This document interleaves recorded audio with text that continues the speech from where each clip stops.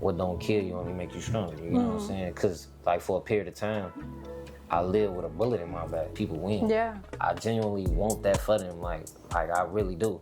Outside of me having anything to do with it, like I don't really get like. That's why I call myself the most supportive podcast in the world, because it's like, but some shit motherfuckers be having to come out their pocket, and I don't be tripping because I'm a real artist.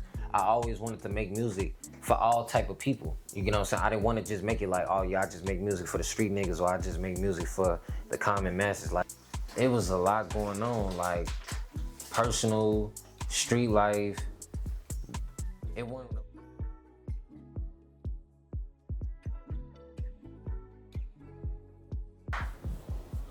Hi guys, it's Melly Starz, the host of Melly's Couch, and I'm here with another episode for you. And we have a very special guest who's been waiting a very long time. I almost thought that he wasn't gonna come to the couch, but we made it work.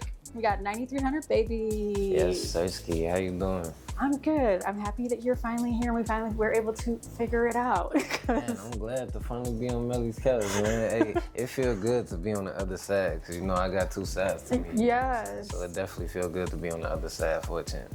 And we're going to talk about all the different sides of you and everything that you got going on. So I hope you're ready, because we have a lot to talk about. Hey man, I've been doing this for a long time, so I know we got a lot to talk about. I'm definitely excited.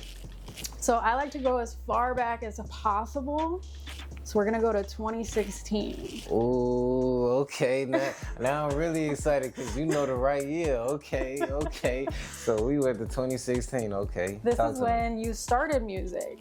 Okay. But before that, you used to play basketball. That was kind of the goal, I guess, or what you were focused on. Yeah, for sure. But then there was a situation with one of your friends who passed away that kind of made you want to rap. So tell me a little bit about like your mindset and kind of everything going on at that time.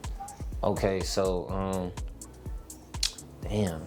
Ooh, I ain't gonna lie, we finna have fun in here, because you really did some research. Okay, so with that, so growing up as a kid, like me personally, I feel like I got the last little bit of like a real childhood. Mm-hmm. Like, and what I mean by real childhood, like growing up, like we rode bikes, like we played ding dong ditch, like we kicked it with girls. You know what I'm saying? Like point them out, knock them out, like different things. Like you know what I'm saying? We was kids, like just kids being kids, especially kids growing up in Chicago. I'm from the east side of Chicago, so you know what I'm saying? Just growing up where I grew up, being around the people that I grew up around, is like I was exposed to certain things. So it's like, and then I was outside young. You know what I'm saying? I wasn't outside like on a certain type of time yet, but I was still outside as a kid, just going around, meeting new people, like rotating with people, all type of stuff. So like when it got to the point like how you speak on like 2016, well, cause like, okay, 2016 is when I started making music. Yeah. But I lost my friend in 2015. Okay, so. See, I didn't find the year for that, you know, I just. Yeah, for sure. So I lost my homie Mujan in 2015,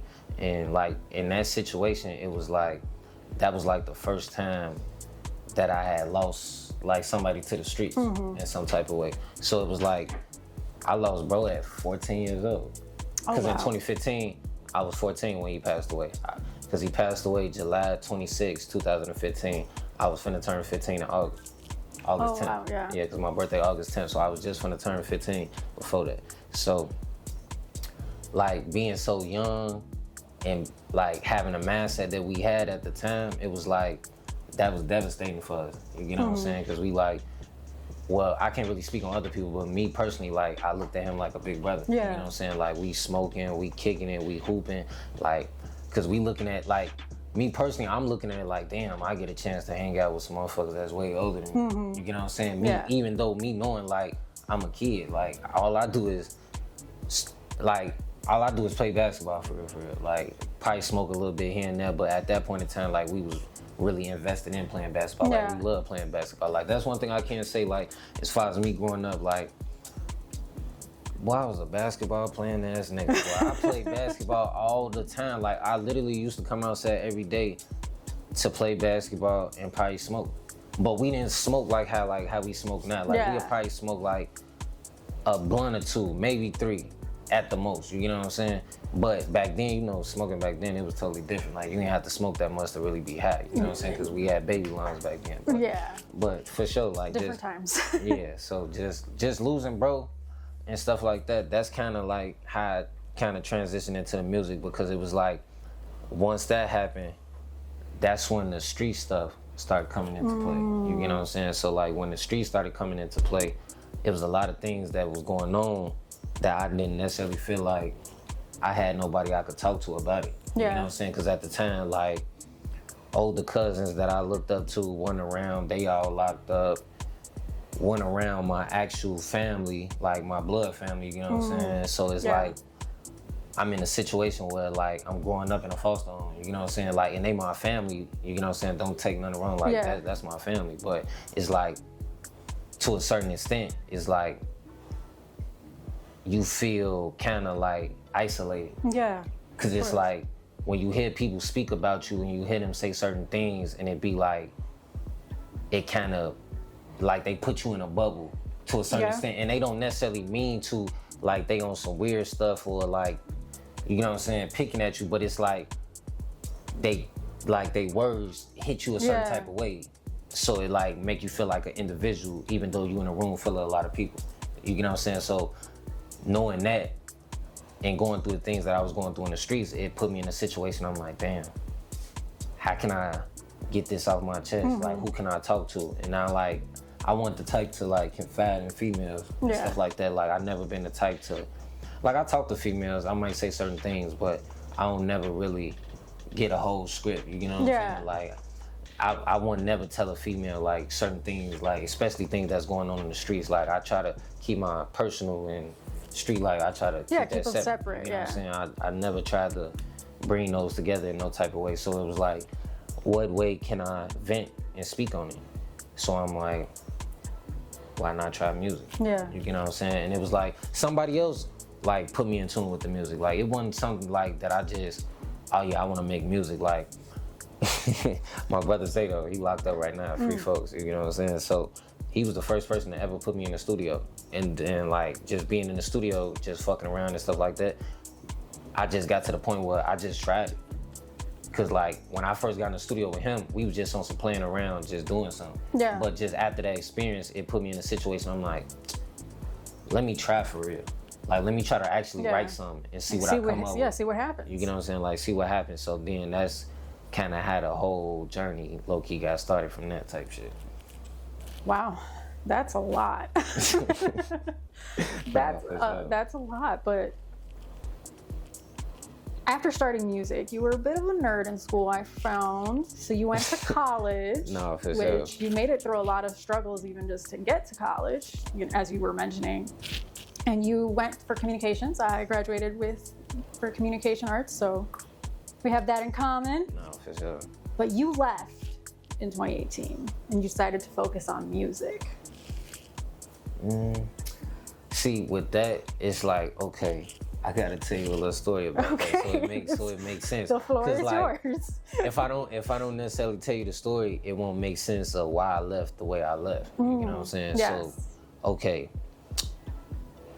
Prior to me going to college, 2017, that's the year I got shot. So I got shot in the summer of 2017, and I had to go right back to school and start my senior year. But the thing about it was, like I said, like, I'm not slow. You know what I'm saying? Like, I go to school, I do my work. Like, I feel like, me personally, if you in the streets, like, you can't be slow. Like, go to school, try to learn something, put your head in the book or something. You know what I'm saying? Like, I've never been slow. Like, you know what I'm saying? So when I went to school, I did my work. You know what I'm saying? It wasn't like I didn't know how to do it, do what I was supposed to do, go home. You know what I'm saying? So when I went to school, I was a totally different person than I was when I left school, when I was outside in the streets. So with me getting shot, they like, this nigga, you got honors classes, nigga. You been having honors classes since you started high school. Like, I never had a regular class in high school. Like, my first, any class I'd ever had in high school was like an advanced class. It wasn't no regular class. Like, hell no. You were definitely a nerd. But it'd be like that, though. In a good way, though. In a good way. So when I got shot, they like, what the fuck? So like it kind of put like a different type of like eye on me. You get what I'm saying? Like people at the school started looking at me differently. So fast forward to the end of my senior year, it was like in my head I already knew I wasn't going to college. You get what I'm saying? But this high school I went to, they was more so pushing the narrative of they want to get their kids to go to college. They want their kids to experience that, which was great. You know what I'm saying? Like it wasn't nothing wrong with that. Like, and I love the fact that they even wanted that for us. You know what I'm saying? But me personally, I knew I couldn't pay for it, and I knew like I wasn't really invested in it in the first place. So I'm like, college is expensive. Nah, it definitely is. It definitely is. So it's expensive. So the whole year they gearing us up to get ready to be college bound, to go to school and shit like that. And I'm doing the work and I'm doing what I'm supposed to do as far as like to make it through the year. But I'm thinking in the back of my head like, I don't know how the fuck this gonna work, because I don't got no money. Like, where y'all gonna get some money? Like, I don't got no thousands or nothing, like nothing. So I'm like, and I know I don't have people to pay it, like none of that. So I'm like nobody to really rely on or help you. You get what I'm saying? So I'm looking at it like, nigga, when you graduate, you gonna have to get out here. You gonna have to find you a job. You gonna have to figure out what you gonna do. Because at that point in time in my life, I still hadn't figured it out. Like, I still hadn't, like, for sure knew what my path was, what I wanted to do, like, what type of time I was on. Like, I was just out here. Like, I could really say, like, I was just out here, like, really lost. Like, for real, if you really want to call it. Like, I was really out here lost. So it was like, when I sat down with my guidance counselor, and we came up with that plan, and he was like, shit, and it was a white man. His name Mike Gooden. Bro, I still fuck with him to this day, bro. Like, we went to Chicago State, right there on 95th and King Drive. We only went right there because they was taking the juniors right there to on college tour. But at that point in time, in my senior year, I had already chose to go to SIU, but I know I didn't have the money. So they like, shit, they like, nigga, what you finna do? You finna graduate? All type of shit, like, you finna graduate, you don't got no plan for real. We trying to make sure, like, when you graduate, you know what you finna do. But, nigga, you don't even know what you really finna do for real. Like, and man, I'm in honors classes, so everybody else know for sure what they finna do. They either finna go to the military, they finna go to college, like a university, or they finna go to the community college. That was the only three options you had. You couldn't just graduate. Like, it was in the curriculum, like, at my high school. Like, you had to be doing one of the three. If you weren't finna do one of the three, you couldn't graduate. So I'm like, damn. So I'm like, that's tough. I'm like, what the fuck? But he gave it to me the realest way he could give it to me, though. And it was like, it fucked my head up, though, at the time. Because I had never had that type of experience with a white man yet. You know what I'm saying? Like, going to high school, that was like my first real experience, like, with a white male. You know what I'm saying? Especially like a white male that I had a bond with. Like, cause like he was a cool ass like teacher. Like, he was one of those teachers that like I could talk shit with. Like, not on a disrespectful tip, but like we could crack jokes, you know what I'm saying? Fuck around. Like, he was cool. You know what I'm saying? Like, it's like he kinda understood me, but he didn't really know me type shit. So he gave it to me on some like, shit, see, the two things you could do. You could not go to college and be out here, fuck around and get your ass shot again, or go get locked up, or whatever the fuck might happen out here to you. Cause I know, cause he tried to give it to me on some like, I know you something different outside of what you perceive to be in your head. You know what I'm saying? Like you think you hiding, but I see you. You know what I'm saying? Like, I see through it type shit. You know what I'm saying? So he like, you could take this little bread that we didn't put together for you and go to school for a year and figure out what you gonna do. So I'm like, shit. Why not? Why not? Like, why not? So I'm like, I mean, a lot can happen in a year. You get what I'm saying? And like I told you, at that point in time, I still never really knew what I wanted to do. So I'm like, you never know. Then I'm thinking in my head, like, it's something that my OG had told me about, like, prom.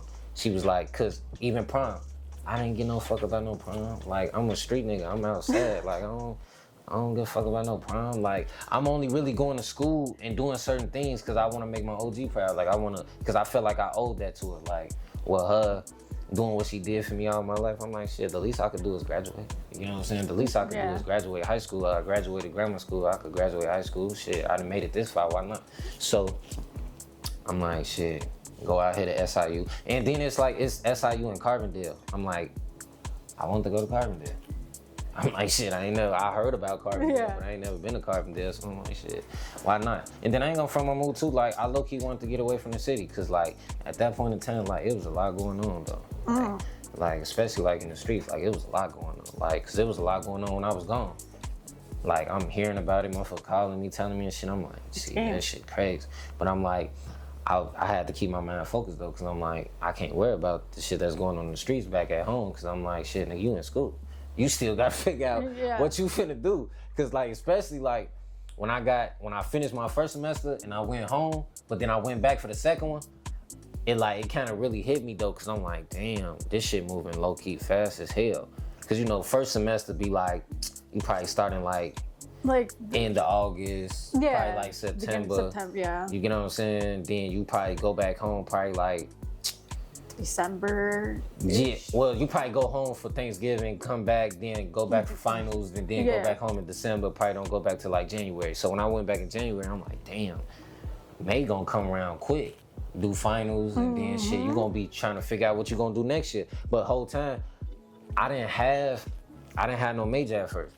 Bro, I didn't have no major at first. Like at first, I was just doing general studies. But I was then there going to go into communications or then to go into business. But I'm like, do I really want to do that though? You know what I'm saying? Like, do I really want to do that? Because even like at that point, like even with the music, I hadn't even really took the music serious for real. Because that's when I was still dabbling in between playing basketball and doing music. Because like basketball was my first love. And then, but it was like with the music, it was like when I wasn't doing it, it had me feeling some type of way. Because I wasn't making music. Even though I wasn't like doing it all the time, it was just like, even when I was in school and I wasn't focused on music, I was going to the gym every day, trying to work out, do this and do that. It was like, it wasn't like my heart was in it for real. But then when I was sitting down making music, it felt like my heart was in it because the music I was making and the things that I was talking about at the time, I'm like, damn, this shit really hitting home. So it's like, just going to college and having that whole experience and getting a chance to figure out like what I wanted to do, because like that's when I really figured out like, yeah, I want to take this music shit serious, and I'm gonna go home, get me a job, take care of my OG, figure out what I want to do, get myself together, and I'm gonna figure out a way to go hard with this music. And then it's so crazy because like that kind of tie into meeting Brian and the whole fusion shit and all, like everything kind of happened like back to back simultaneously. Yes, definitely. Shit. Like looking at your timeline, a lot happened in a short period of time. No, facts. But it all makes sense. No, for sure. It all makes sense. I'm gonna bring up your name for a second. Oh, bro. Because you got a couple of them. Yeah. But we want to focus on the music ones. You first started with YTS Keys, which was Young Trained Soldier. Yes, sir, ski. Then you transitioned to 9300 Baby. Which you said has like a slower flow compared to YTS Keys. So are they like two different artists? Like what? Because you know, if one is like faster, one's slower. Was it just a transition like of maturing, getting older? What really was behind the name change and rebranding? Okay, so like with YTS Keys, YTS, like you said, it stands for Young Trained Soldier. So like, me personally, I'm the type of person that, like when I do certain things, it has to have some type of meaning behind it. Like it has to have some type of meaning behind it, like, or it's not gonna hit the same. Like, I don't really like just doing things just to do them. Just to do it, yeah. Like, so with YTS, that was something like that I lived by, like that I looked at like a fake type of mantra to me type shit. Like, I'm young.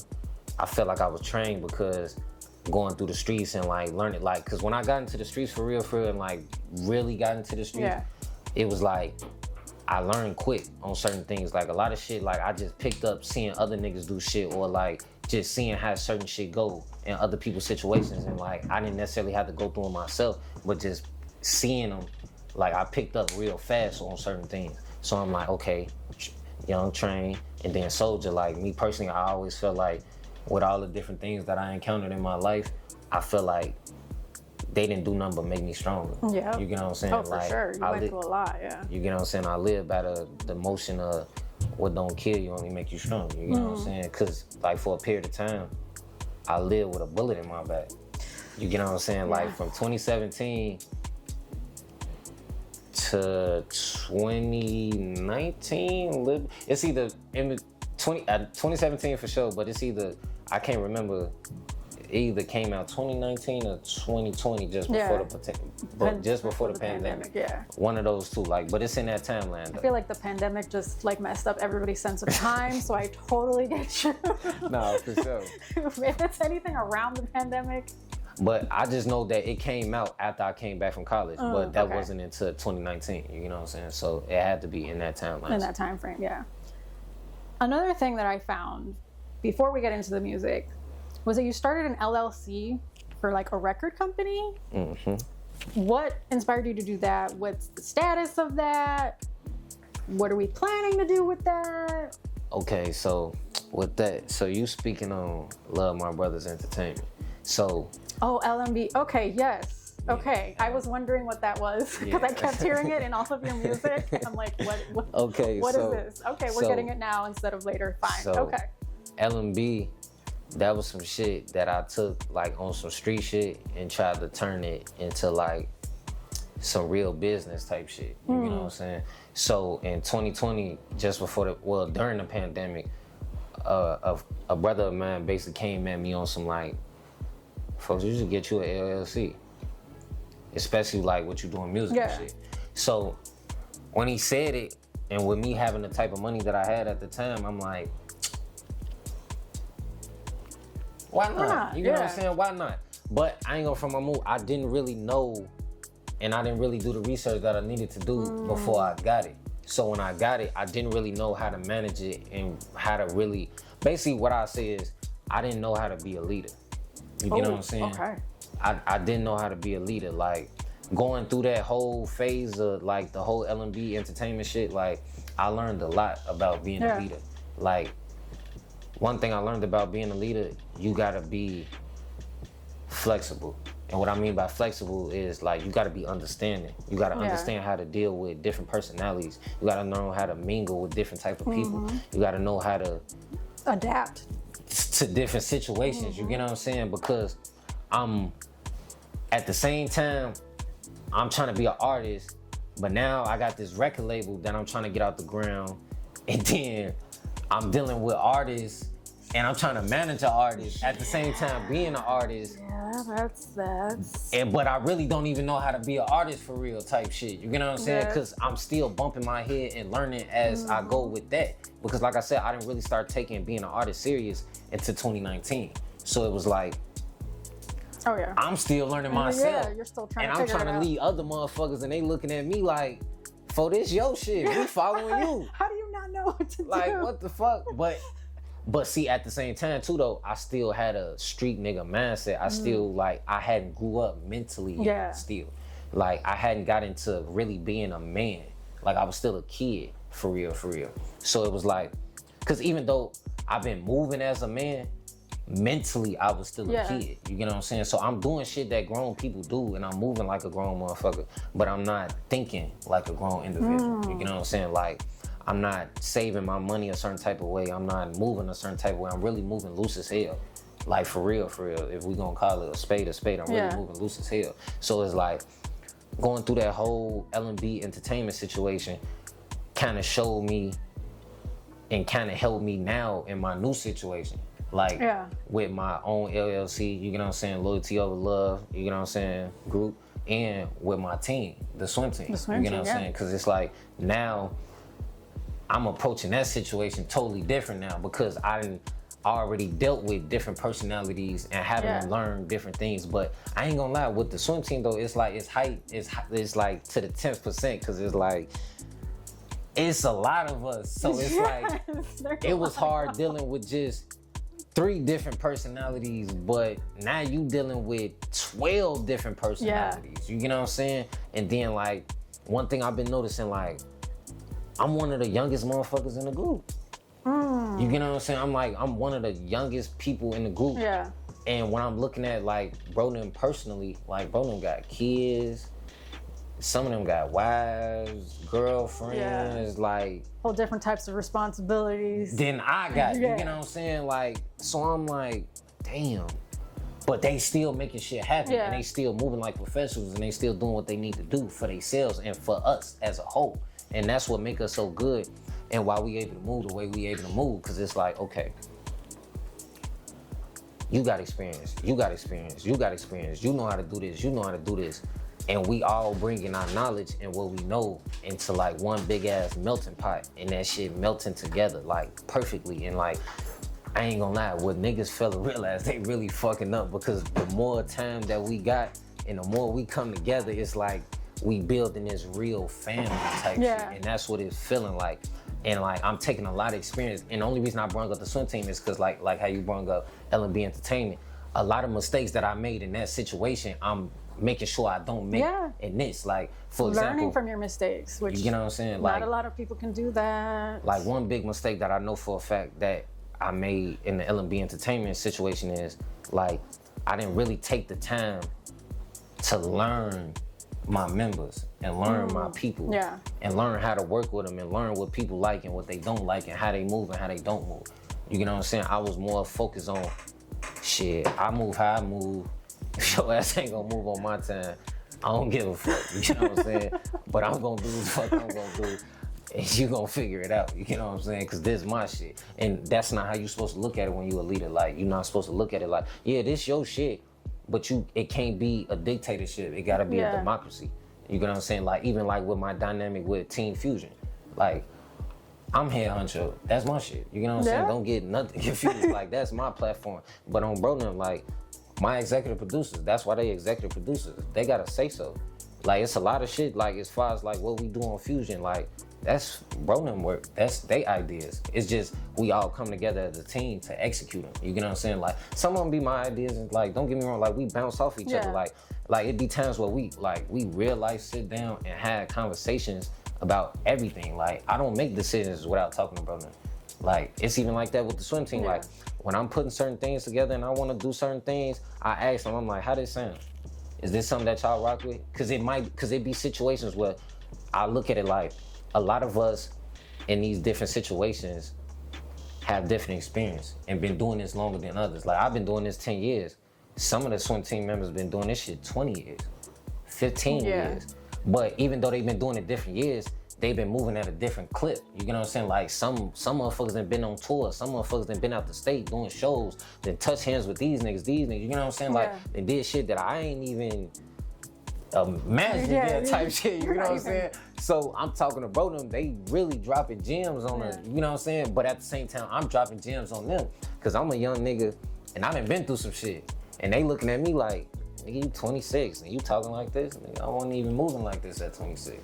So now they respect me and they look at me a little differently, because they like, okay, nigga, I can hang out with you. I can move with you. Because like, yeah, you 26 and I might be in my 30s and shit like that. But nigga, you would have thought you was my age if I wouldn't have knew you was 26, basically. That's what's up. Oh, bro. So speaking of the swim team, I was gonna bring them up later, but we were just talking about them. So might as well stay on topic. How did you end up getting involved with the swim team? Because I think that was in like 2025. Yeah, 2025. So that came about kind of like through tragedy in a way. Like, it came through in tragedy, because like, I knew certain members, like, personally on my own type of time, like, already just on some being an artist and a media personality, but I didn't know them as a whole, like on some swim team shit. Right. But after I lost Brian in the beginning of the year, like, I was in a real, I ain't gonna front my mouth, I was in a real vulnerable, like fucked up place. Yeah, like, I was really in a fucked up, like, mental state, because it was like where I come from and like how my mindset used to be, like I used to be tweaking, you know what I'm saying, like, not really caring. And that's what it really was. Like, I wasn't I was loose with it, but it wasn't really so much loose. It was just, I really didn't give a fuck. You get what I'm saying? So losing him, like that shit really hit home. So getting a chance to come outside and shake hands and meet bro them and like, cause it started out with Hef. You get what I'm saying? It started out with my boy Hef. Shout out Hef Banks, you know what I'm saying? It started out with him. When I lost Brian, he reached out to me. And it wasn't even on no, like, join the swim team shit. Like, he was genuinely on some, nigga, is you okay? Oh, you wow. know what I'm saying? Like, are you okay? Because, like, I didn't necessarily have a relationship that I had with Hef before then. Like, I knew him. We had chopped it up, did an interview. Like, he had came to Fusion Radio, you know what I'm saying? Like, we chopped it up like that, and we had a good rapport. But, like, we hadn't, like, really sat down and chopped it up. Yeah. But when that happened, we sat on the phone, and he chopped it up with me, like, and it was like folks was listening more so than talking. More than talking, yeah. Like I'm literally talking to this nigga. I'm at work, like, cause at the time I worked at Applebee's. You know what I'm saying? I'm sitting in the lobby talking to this nigga. I don't even know this nigga. Like he didn't know that though. Oh, bro, he didn't know that. But well, now he does. But when he reached out though, I only reached back out to him because a lot of people, like when Brian passed away, I'm gonna keep it a buck with you. Like I seen a lot of fake ass love. I was about to say. I ain't gonna lie, like I seen a lot of fake ass love. Like I ain't gonna say no names because I'm a gangster. I don't do that lame ass But shit. you know like, who you are. You get what I'm saying? Like Fake. just fake as hell. Like we're like really chasing it. Cause like that was really a Chicago legend as far as like the work that he put in. Yeah. That man has 17 years of fucking with artists and putting on artists. Like, you know what I mean? The artists that I didn't bump heads with or people that I met when I was doing the show with him that was like, yeah, Brian gave me my first radio interview, my first interview period. And I'm like, damn.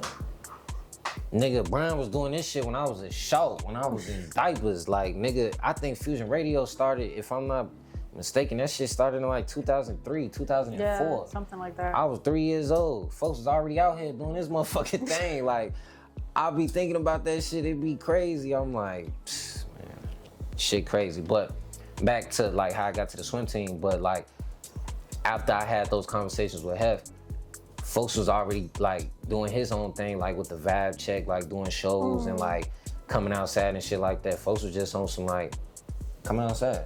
Like, come fuck with me type shit. Like, cause like I said, we never got a chance to necessarily do it. So it was like, why not? You know what I'm saying? And then me knowing the type of conversations, cause like what a lot of niggas fail to realize, bro, I had the Fusion pages before folks died. I didn't get that when he died. I've been seeing messages that's been coming through. So every time y'all niggas text the Fusion pages, no matter if it's the Facebook, Instagram, whatever it is, comment on shit, YouTube, whatever it is, I see it.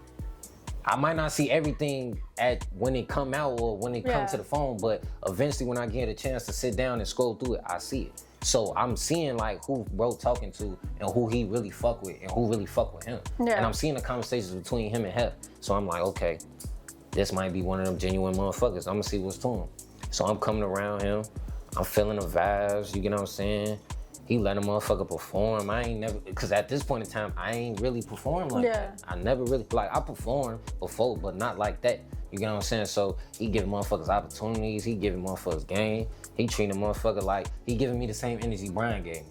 Cause when I first met Brian, the nigga embraced me with open arms. Yeah. Like, the nigga treat me like I've been knowing him for 10 plus years. I don't know this nigga from a can of paint. Bro, like. He even got you like a laptop or something too? Yeah. I just told this nigga this story the other day. You did some research bro, like, when I met Brian for the first time, okay, so it ties back into the whole origin of really taking this shit serious. So when I came back from college, I can't remember how I met Felice and how I learned about Felice and them. But some way, somehow, I learned about Felice and them. That was the only thing that I could not find. I was looking so hard for that. I can't even tell you. I don't even think she remember how I reached out to her and set up the interview. But some way, somehow, we set up the interview. And I did the interview with her, and Brian seen the interview. And the nigga sent me an email and wanted to do an interview with me on Fusion Radio. And I'm like, I ain't gonna front. I'm starstruck at this point, because I'm like, nigga, you want to do an interview with me? Who the fuck am I? Because, like, Cause like when it came through my cause at this point in time you gotta put certain things in context. Yeah. I'm not the artist that I am today. I'm just now starting, so I'm not getting no emails about no music shit. Like I'm not getting none of that. Yeah. So when I see Fusion Radio interview, and I'm like, what the fuck? What is this? I click on it and I'm reading it. I'm damn. And then he sent me his like, you know what I'm saying, his Instagram like contact information and shit like that. He like checked me out and hit my line type shit. I hit his line. We set up the interview. Man, I linked up with that man. And he was telling me about radio edits. And I'm asking him, I'm like, damn, how you do this? How you do that? And see, that's what made me, like, from the start, know that he was a genuine motherfucker. Because he didn't hit me with the, oh, yeah, I know a nigga who could do this, or I know a nigga who do that. He say, nah, I'm going to teach you how to do it. He said, I'm going to teach you how to do it. I'm going to show you how to do it. Because he was fake showing me that. But he like, nah, fuck that. We going to link up one day, and I'm going to show you how to do it. Man, you. So the day we was supposed to link up, you know what I'm saying? We were supposed to link up so he could show me how to do the radio edits. He pulled up, on Chief the Man, pulled up in front of my crib on 93rd by himself, dolo. Bro, wasn't worried about nothing. He pulled up, I jumped in the car with him. And the crazy thing about it, I just jumped in the car with him. Like, he could have been a serial killer. He could have snatched my little ass up. He could have upped on me all the time. I don't know what the fuck was gonna happen, but I swear to God, Y'all just trusted each other from the start. We did to some degree, cause I ain't gonna from a move. I ain't had no weapon with me or nothing. I didn't have nothing. Like if something would have happened, I'd have been took. Shit, I'd have been took. Bro. But no, he really pulled up to my crib. I got in the car with him, and he took me to a computer store. We went to a couple of computer stores, cause the first one we went to, he like, nah. They ain't got some shit that I like. I ain't gonna need to do you like that. Some shit you don't like. Like, man, nigga, I don't even know you. Like, cause I'm thinking in my head, I'm like, gang, what you mean some shit you don't like? Cause the whole time he didn't tell me he was finna buy me a laptop. Yeah. So I'm thinking we just finna, cause he gave it to me like, we gonna link up, fuck around, go get some food, chop it up type shit. So I'm like, I'm looking in my head, I'm like, I'm networking, you know what I'm saying? I'm doing what I'm supposed to do. So I'm like, and he gonna teach me how to do radio edits. Nigga, I'm gonna need to know how to do radio edits. So I'm fuck it, why not? So when he pulled up to the computer store and surprised me like, yeah, I'm finna buy you a computer, what after bam, I'm looking at this nigga, I'm like, fuck. What's to you? Cause you know I'm from the street, so I'm like, man, what's like to what this you nigga? want? Like what you want from me? Like you want something, cause like you ain't finna never just buy me no computer type shit. You know what I'm saying? Like, and then I ain't gonna front him more. I'm kind of looking at him a little like some fruity shit or something. Like, oh, like why you wanna buy me a computer? Cause man, I don't know this man from a can of paint. I don't know. That was like your first time, like that's my interacting, first like in person. Yeah, cause my first time actually meeting him and interacting with him in person was at the interview. Yeah. But that was my first time like on some outside seeing him, like being around him, just us dolo. That was my first time. So I'm like, man, what's to this nigga, man? We literally go in the store, man, swipe that card, his credit card in first grade, he bought that laptop. We left. And the crazy thing about it, he bought the laptop, bought me some virus protection for that motherfucker. Very important. Put that on there. And then he took me to his radio station one of his radio stations that he worked at. Took me there, bought the food, we went back, matter of fact, and we was on the low end too, on bro, cause the radio station he worked at was on the low end. I forgot where the fuck it was at, on bro. But he took me to a little joint too, a little decent ass little joint, a little hole in the wall in the low end. We got some Italian beefs and shit like that, cause he asked me like, what you wanna eat? I'm shit, let's get some Italian beefs, so let's get some Italian beefs. So we went to go get some Italian beefs. And then, it's always a good choice. Then we went back to the station, on bro. He put the software on there for the virus protection. Then he put the software on there to do the radio edits. Showed me how to do the shit. I'm high. Forgot how to do the shit as soon as he showed me.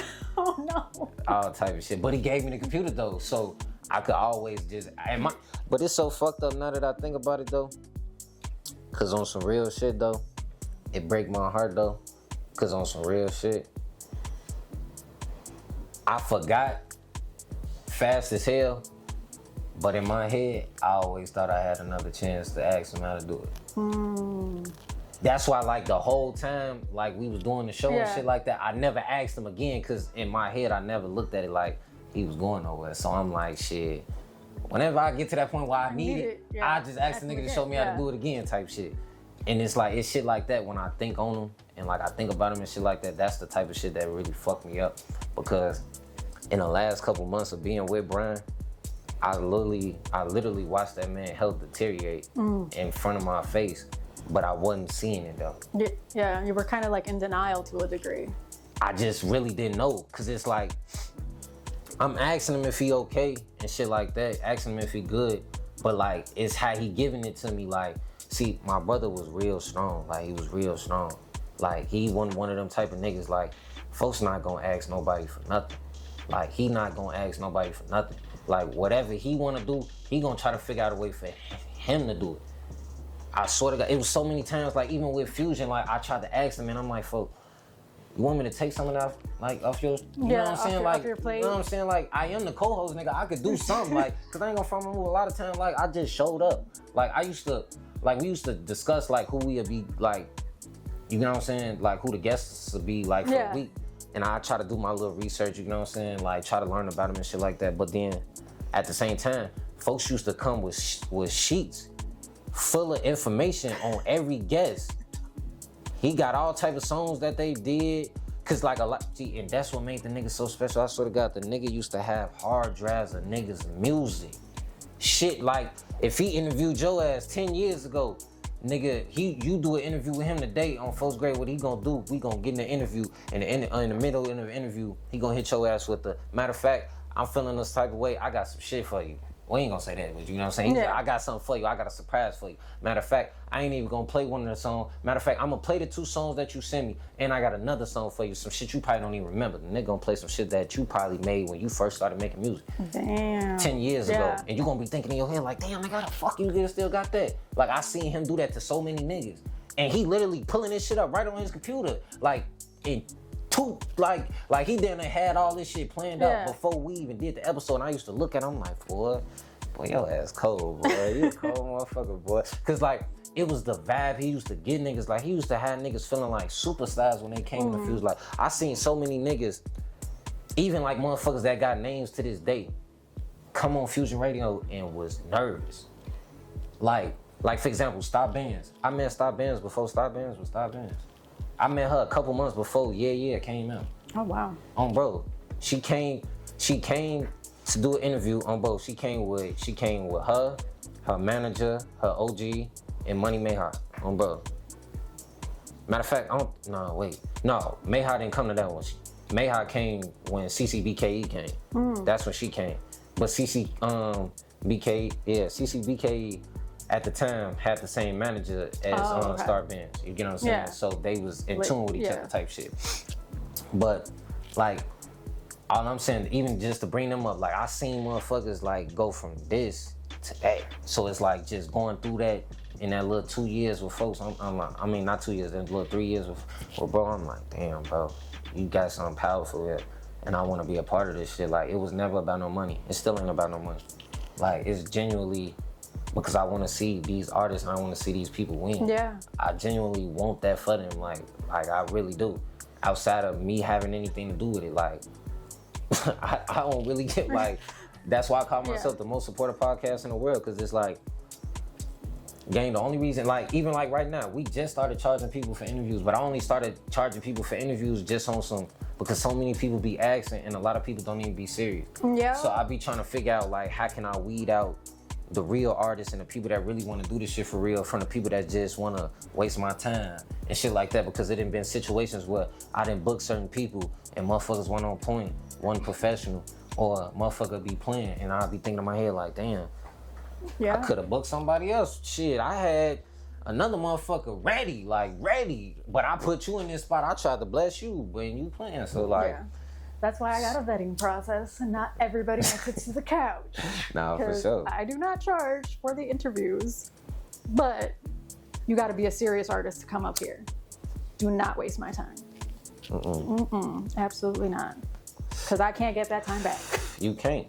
Time is precious. That's the only thing. I can get money back, but I can't get time back. Can't get that back. So I have a vetting process. That's how I'm able to still stay free, and I hope I can stay without charging for as long as possible. you know, life be lifing. So I'm hoping, Nah, for sure. I'm hoping I can stay that way for as long as possible. Which a lot of that is thanks to the lot, because Shout out to the lot, man. without their The Lot sponsorship, Podcast. I would not be able to do this at all. Bro, that's a blessing though. It's Yes. a blessing that y'all working together and y'all putting that shit together. Yeah, a definitely. blessing. It's such a blessing. Oh my goodness.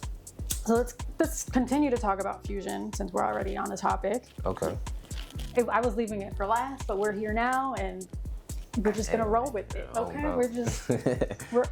this is why my note cards I'm all shuffling around every time you bring something up. I'm like, oh wait, okay, I had a plan, but now we're over here. It's fine. Hey, that's what happens when Yeah. when you break in a real, like, cause I got a real story though. Yeah. So it's like, in order to tell my story, I gotta tell you about certain things in order Yeah, for you to make really. for it to make sense. It gotta make sense. I gotta connect the dots for you. Yeah. So let's talk about Fusion Radio, because you had Fusion Radio and you had Fusion Radio Uncut. Ooh. Oh, bro. And then now you have Fusion Uncut. Mm-hmm. So you have radio, then you had like an after show. I think Uncut was like an after show style type of thing, right? Yeah, And something then like that. Fusion Uncut is like a podcast. So tell me a little bit about The transition. the transition through all of that. I mean, especially with Brian passing, you know, you had to go through a lot of changes and stuff like that. So tell me how that happened. Okay, so first, to start off, to explain the transition. Okay, so in the beginning, Fusion Radio Uncut was just supposed to be like an add-on to Fusion Radio, because for the ones who don't know, we was blessed enough, when Brian was blessed enough for 17 years to be able to do his show at the WIIT at Illinois Technical Institute, right down on State Street, right down like 35th and State on Bro. So they gave Bro the opportunity to do his show out of there, but he only had one slot on Saturdays from 3 to 5.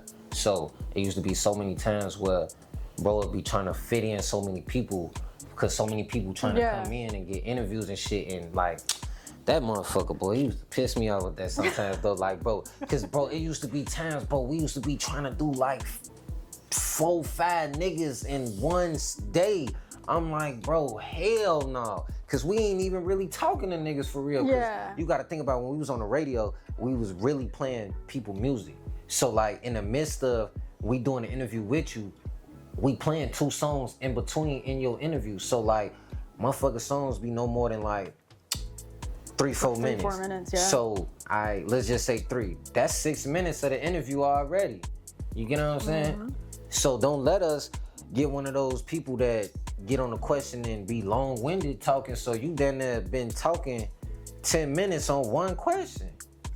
Like, so it was like, I didn't really like that as far as like on the journalistic side and trying to really learn the artist, because I'm like, I can't really dive deep into you how I really want to. So we was steady thinking of ideas and what we could do. And I'm like, what if we do like some, because I was telling him, I'm like, we got to go to YouTube. That's where it's at. I'm like, we got to go to YouTube. Because I'm like, we take Fusion to YouTube, we could kill him. Like, because I'm telling him, I'm like, basically, ain't nobody doing what you doing on the YouTube side though. Like how he support artists and fuck with everybody and moving like that. Like, cause you know, with a lot of platforms, you gotta have a certain type of name, be on a certain type of time to be on that platform, or for them to consider working with you. You get what I'm saying? Like, it be like that. Like, everybody run their platform, how they run their platform. But bro fucking with anybody, like, not just saying anybody, but if you an inspiring artist, no matter if you got 10 followers or you got 10,000 followers, you get what I'm saying? Like, bro trying to fuck with you. You get what I'm saying? He trying to hit you out. He trying to see like what's to that shit. You get what I'm saying? Cause he a real music man. You get what I'm saying? Like, he understand music come in many forms and it comes in many ways. And you never know who might be the next thing. And he not on some, you trying to discover a motherfucker, or you just trying to fuck with a person before they get on, just on some, give a person a chance. Like, he was willing to give any and everybody a chance when it came to music.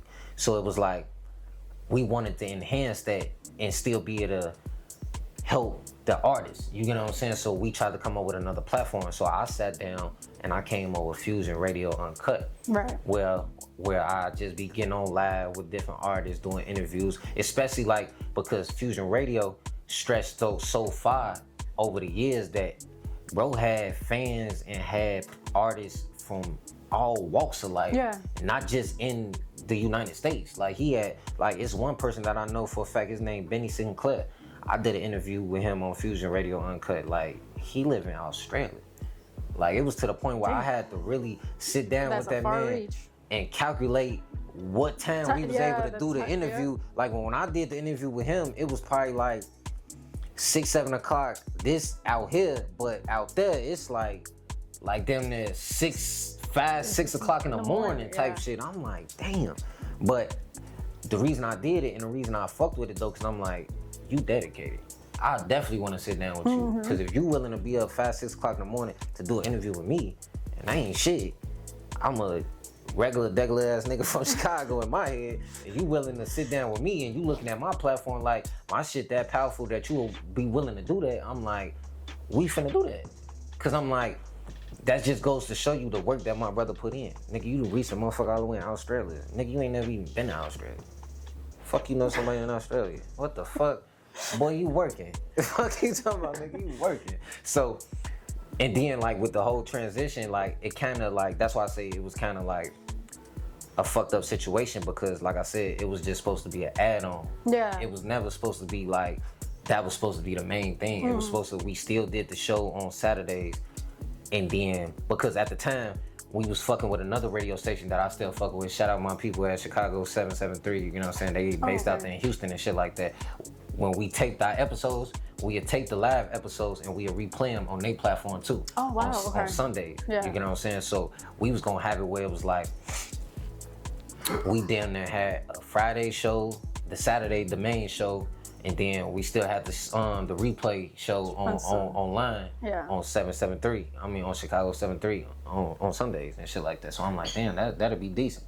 But then when bro passed away, it was like, it was kind of bittersweet because the day he passed away was the first episode of Fusion Radio Uncut. Oh wow. So, but the thing about it though, and it's kind of like, that's why I say it's so weird, Melly, on some real shit, cause it's like, when I sit back and I think and look back on how things transpired and the things that he was saying to me when I was explaining the plans of Fusion Radio Uncut, I swear to God, the nigga gave it to me on some like, nah.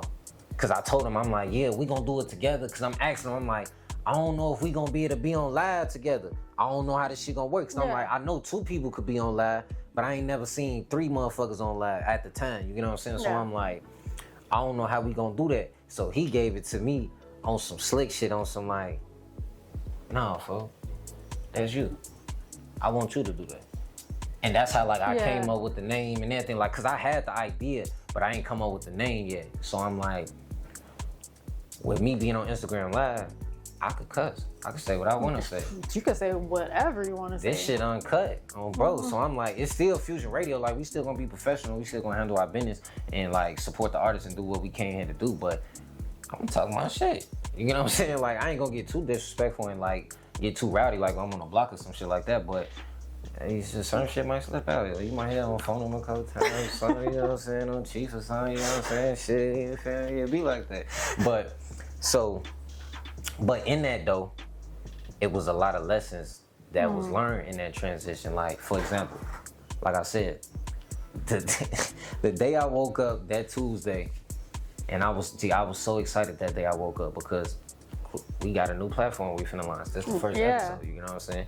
Then the artist that I was gonna interview was one of my brothers, you know what I'm saying? Shout out Dondre Maestro, you know what I'm saying? A motherfucker that I fuck with, you know what I'm saying? You did music with him. Bro, so I'm like, I'm excited. Then it's, at the time, I'm working my job. I was working at Applebee's and shit. Tuesdays my off days, so I ain't gotta go to work. I can sleep in. I'm feeling myself. I'm cool. And then at that point in time too, though, like I had kind of like caught up with my money. You know what I'm saying? I was just like getting to the point where I could start saving and shit like that. Like shit was like it felt good at that point in time. But when I woke up though, and the motherfucker dropped that bomb on me though, it was like, it killed me. Of course, you know what I'm saying? Like, it killed me. But like, in getting that bomb though, the same person that dropped the bomb on me gave me like some real game though. And like, I'm talking about his auntie. Shout out Miss Bailey. You know what I'm saying? That's my auntie now. You know what I'm saying? Like, that's my auntie now. Like, she gave it to me on some like, and man, this is the first time I ever spoke to this lady. Like, oh, wow. She been a part of Fusion because, like, for those who don't remember, like, Fusion Radio is like on the third Saturday of every month, we used to do something called the Inspirational Show. Okay. Which she used to host and like do her segments and stuff like that. And it used to be her whole show. So I didn't have to come in and like do interviews and shit on the third Saturday and shit like that because it was already recorded because she didn't stay in Chicago. So she'll record it, send it to bro, he'll chop it up, do the editing, and then he'll play it like online and then like on the radio and shit like that. So that's cool. The day he passed away was the first day and the first time I actually had a conversation with this lady. First time I ever heard her voice. I called this lady on Facebook Messenger. I don't call people on Facebook. Don't call me on Facebook Messenger. I will not answer your Facebook message. I will watch that motherfucker and text you. Let her ring. Like, yo, I'm not gonna answer that motherfucker. So I called her though because when I woke up and I checked my notifications, I checked my phone and shit, she had tagged me in something. And usually when she tagged me in something, it has something to do with the show. Yeah. So I'm like checking notifications, wiping the crust out my eye. I'm like, damn, when she tagged me in. So when she tagged me in a picture of her and bro, and captioned that motherfucker like, yeah, folks had gained his wings and shit. And that, you know, I'm half-ass asleep, I'm reading this shit, so I'm gained his wings. What the fuck you mean by that? Even though in my head I know like, what that means, but like, but you're not processing. Yeah, it ain't clicking, cause like I'm really not woke for real. Like I'm really I literally just woke up, just grabbed my phone, and just looked at the phone. It's like 6 something in the morning. It's early as hell, and I called that lady. I broke down to that lady. Bro, like all type of shit. Like it was fucked up. Like, I really damn near started tweaking on the phone with that lady on some real nigga shit. Like, cause like, when it really hit me though, and I started thinking about certain shit, like how I told you, I watched his health deteriorate, but for my eye, and I'm sitting back and I'm thinking about that shit now, cause like it was one instance like a couple weeks ago before the shit happened. The folks came in, he like, damn bro, I ain't gonna lie, I'm tired as hell. I can't see, my eyes hurting, I got a big ass headache, all type of shit. Like, he was fucked up. Yeah. And I'm looking at him like he didn't look like himself. Like he looked this sick type shit, like he was fucked up. And I'm like, damn. I'm thinking in my head though, I'm like, nah, folks just probably tired. You know what I'm saying? Like, cause he like work. Like he's like burning out. You know? Like, and then like folks taking care of like before his grandparents died and shit like that. Like he taking care of them, like. That's why he went, like, that's why a lot of niggas don't even know, like, they probably thought folks was, like, on some weird shit or, like, thought he was better than a motherfucker, like, that's why he didn't come outside like that, like, nah, he couldn't come outside. He lived with his grandparents, but he only lived with his grandparents because they needed him. So he'd go to work, literally, folks going to work at a radio station, at one radio station, he then they're going to work at, like, 2, 3 o'clock in the morning, every day, damn near.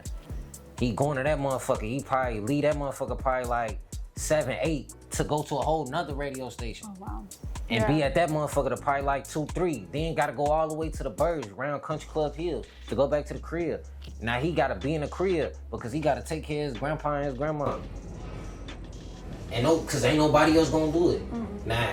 But then at the same time, he got a whole platform that he running. That he doing all the editing for. Oh, wow. Then niggas so unprofessional, niggas sending him songs. Not in MP3s. He gotta do this, he gotta radio edit your shit, he gotta do this, do that, like all type of shit. You said nigga in your song 1,000 times, he gotta bleep all that shit out. He gotta chase you for interviews and shit like that. He gotta steady hit niggas line trying to confirm shit, like all type of shit. Stressing a man the fuck out. So it's like, when I had the conversation with her and shit, and I'm sitting back thinking about all this shit, and I'm breaking down, she telling me like, I know you feel some type of way. I know you do. And like, I know it's hitting you right now. I know it's a lot right now. Cause she know what the fuck going on. She know what today is, like what we got going on. She a part of Fusion. Yeah, exactly. She know exactly what the fuck going on. So, but she like, you got business to handle though. You got an interview later on. And you gonna do it. Like she telling me, like she not there trying wasn't to. a question. Yeah, about it wasn't no trying to figure out like this is what you doing. Like you gonna do that. I'm so crazy. Like see that, but that's why now I look at her like an auntie and I look at her like family because I needed that. Cause I was finna break down. Like I was finna go ghost. Like turn my phone off. Like that's how I felt. Disappear off the face of the planet. Cause like I really wanted to do something to somebody, but I couldn't do nothing to nobody. Cause ain't nobody do nothing. Yeah. You died of some natural shit. I still don't even know what happened. Me personally, I feel like what happened was he worked himself too hard. Not enough rest. Not enough play. I used to tell that man all the time, like, fuck, you know, no hoes or nothing, fuck, you don't wanna, damn, fuck, you ain't even gotta get over no hoes, you ain't got no girl, no nothing. You like, fuck, what's take? Cause I'm a nigga, like, come on, gang, like, we gonna call a spade, bro. I'm from the east side of Chicago, bro. I'm a nigga, bro. Like, I'm a professional when I need to be a professional, but like, when we with the guys, like, what's up? Like, what you doing? Like, I know you got somebody, like, everybody got somebody. I don't give a fuck if this your girlfriend, your wife, your mistress, your side chick, your mistress. whatever, like, whatever it is, like, you got somebody, you got somebody. Like, or you in talks with somebody, like, you not finna give it to me like you just don't talk to nobody. Like, I'd be a damn fool. Like, so I just used to be like, damn, fool, when you gonna have some fun, fool? Like, I used to tell him that all the time. And that's why, like, I really be missing him for real. Cause like now that I transition to Fusion Uncut, you get what I'm saying, straight podcast, because like the bottom line, the real transition with all that shit is really, I'm not Brian. That's what it boiled down to. And when I started getting to the point where after the funeral, and I really had time to process shit, and I had to sit down by myself and really figure out what I was gonna do with this platform, and I thought about like, okay, I fuck with the radio shit, but bro went to like Columbia College for radio and communications and shit like that. I don't know nothing about radio. When we was doing the shit, he was teaching me, trying to show me certain shit, but just like I told y'all with the radio editors, I'd be high. I used to smoke a blunt every time. I used to be so nervous doing Fusion Radio, I used to smoke a blunt every episode before, just to calm my nerves, cause on some real shit, it done been times where we done sat down with motherfuckers, I'm looking at them like, fuck, I know motherfuckers from the internet, and I'm like, damn, I'm sitting down with a motherfucker, I'm like, damn, like, this shit crazy, like, fuck, like, I used to be starstruck sometimes, so it was like, I used to have to get my composure and shit, but it was like, once I really sat down and figured out, like, okay, if I'm not gonna go the radio route, what I'm gonna do, I'm like, but I was coming up with my own questions. Like, I do know how to talk. I had a communications class in college. Like, I know how to talk to people. Like, I know how to talk. So it's like, and I know, and then shit, I'm an artist myself. And that's one dynamic that Brian loved about me as far as like being his co-host, because I was able to bring certain things out of those guests that he wasn't able to bring out, because Brian never been an artist, never tried to be an artist.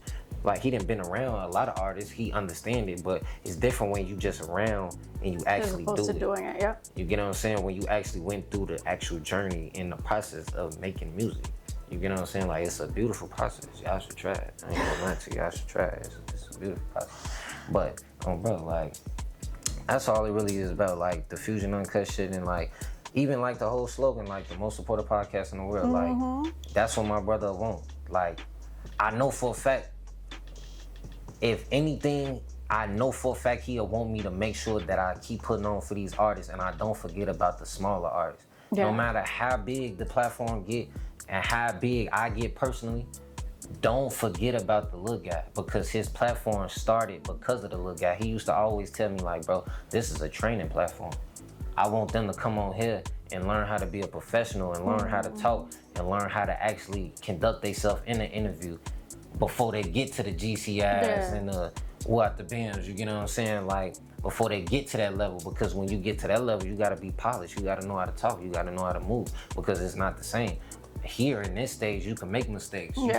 You could be non-verbal, motherfucker have to pull it out. You know, you go to GCI, you non-verbal, your ass ain't gonna get no good interview. You ain't even gonna get no long interview like that anyway, so to be non-verbal in the GCI interview is crazy. Wasting time. What the fuck is you doing? You get what I'm saying? Like, but That's all it really is. And then, you know, now I got my team, I got my brothers, you know what I'm saying? Shout out Risky Visuals, you know what I'm saying? I gotta shout them out, you know what I'm saying? Because without them, none of this shit be possible. Bro. Because it's like, I came to them brothers with no money, just with a vision and a plan. And I just asked them boys for some understanding, some loyalty, and some time, and telling them that I know what I'm doing and I got a plan. You just gotta follow behind me and help me though. Yeah. I'm telling them that though, like out the gate, like I got a plan and I know how I wanna do it. I just don't know how I wanna execute it. Yeah. And that's what they help me do. That's why they my executive producers, cause they help me execute. You know what I'm saying? Like them niggas, we sit down and we make shit happen. Like we make shit happen. Like nigga, we been like, if niggas really pay attention to the first episode of Fusion Uncut to episode 20, nigga, we been shit fast changed. Like locations, quality, like segments, dialogue, all type. Like when we first started, we ain't no fucking segments. Like what the fuck?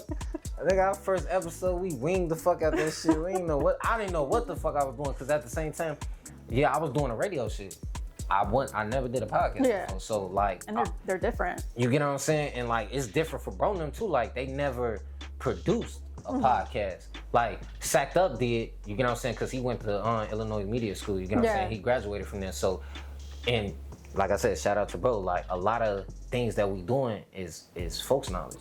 That's why they both executive producers, because at the same time, we getting a lot of game from him because he graduated and went to school for media, but then at the same time, Extendo, just being the smart individual that he is, that motherfucker, boy, I ain't gonna lie, that motherfucker smart, boy, and he know how to talk too, like, hey, boy, like, man, he be talking his ass off on first grade, but he be talking some shit, though, like, he how you thinking, though, and like, he the type of nigga that'll say some shit like, you could come up with an idea, right? And he the type of nigga to take your idea and spin it on your ass in a way that you didn't even think about it. And it's not even so much that he trying to take credit or trying to switch up or say fuck what you talking about, but he like, nah, I hear what you saying though, but what about if we do it like this? Yeah, let's try this thing, let's try this. You get what I'm saying? And then I sit down and I think like, damn, I ain't even think about it like that, for that's low key. That low key is better. Like maybe low key we should do try, that. Yeah. You get what I'm saying? But it ain't been like that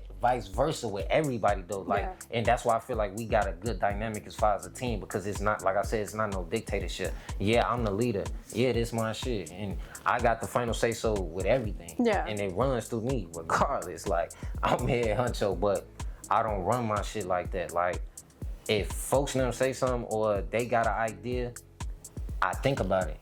We talk about it. We deliberate about it. Like, cause we don't use everybody's ideas. We don't use all my ideas. You know what I'm saying? Like, it just has to make sense. It gotta make sense, bro. If it don't make sense for the business and the mantra and what we trying to do with this platform, it's shit over with. Bro, it's over with. And now, y'all got the most supportive podcast in the world. That's how this shit go. I might have to pass by.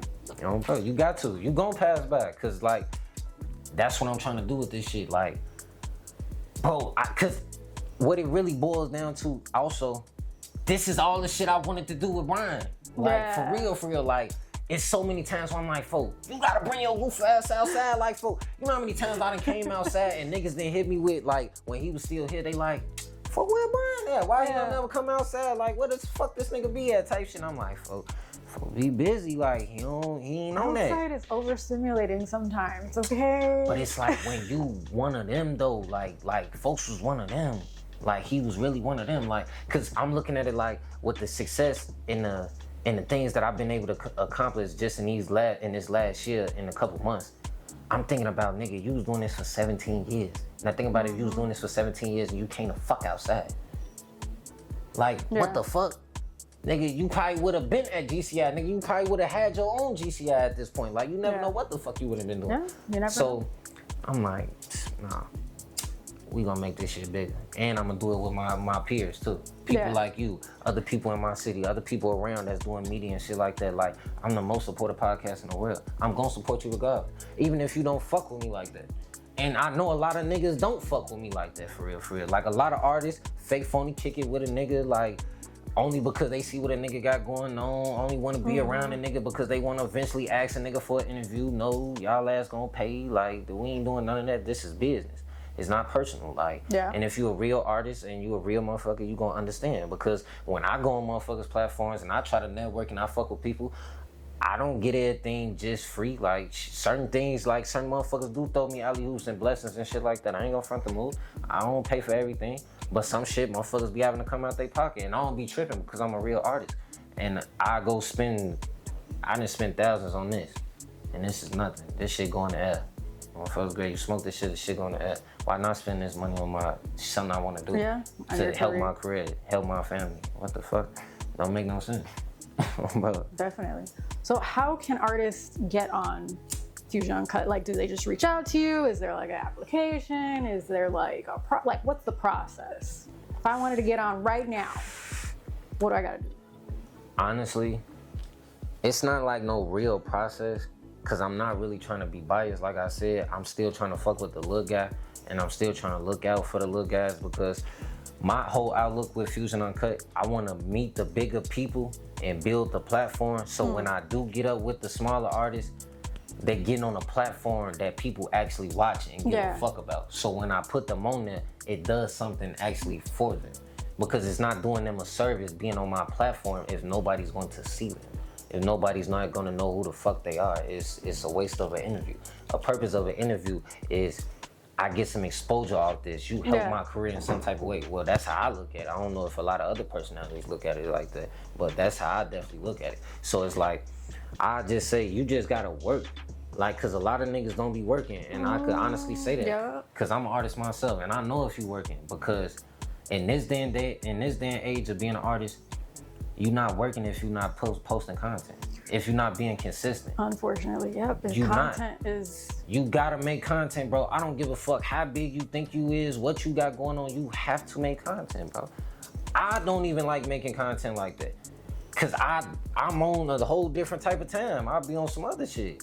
But I understand, as a professional and as an artist, this is what you have to do in this day and age. Like, I don't mean with all that TikTok dancing and all that. Even though I still don't do it, but I still understand the benefits of being in this algorithm and doing that type of shit. You have to be out here, like, you have to get out here in the actual streets and people to see you, but you have to be consistent on social media too. Oh yeah. Cause people ain't gonna think you doing nothing. People ain't gonna really believe you. Like, because one thing I used to think back in the day, like when I first started making music and I was naive about a lot of shit, I used to think like, damn, why motherfuckers don't support me in a certain type of way? Why my people don't rap for me in a certain type of way when it comes to my music? But then when I grew up and I matured as a man and I matured as an artist, I had to understand, like, you're not giving them nothing to believe in. Look how you moving as an artist. Motherfucker come out to shows, you ain't even rapping into the mic for real. Motherfuckers spending money to come watch you perform. Motherfuckers taking time out their day. Motherfuckers be making them some money, taking care of their kids, doing all type of shit, but motherfucker came out to support you and you bullshit. You wanna smoke weed, you wanna gangbang. You playing. You don't give a fuck. You don't want to be an artist for real. You don't want to make it. You don't want to take care of your mama for real. Like, that's the type of shit, like, I had to really sit down and look myself in the mirror. Like, I had to tell myself about myself. Like, you know, sometimes you got to check a motherfucker. Like, I had to check myself, like, folks, what's to you? Especially, like, when I caught my 2 cases and I came home, I'm like, fuck, what you doing? You just caught 2 gun cases back to back. You a 2-time felon. You 21 years old. Yeah, what are you doing? What are you doing? You left college to do that? Like, what you doing?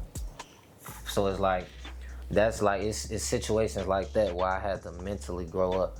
That's why when a lot of people come in contact with me and they had conversations with me, because a lot of people, I don't think, really take the time to know the person.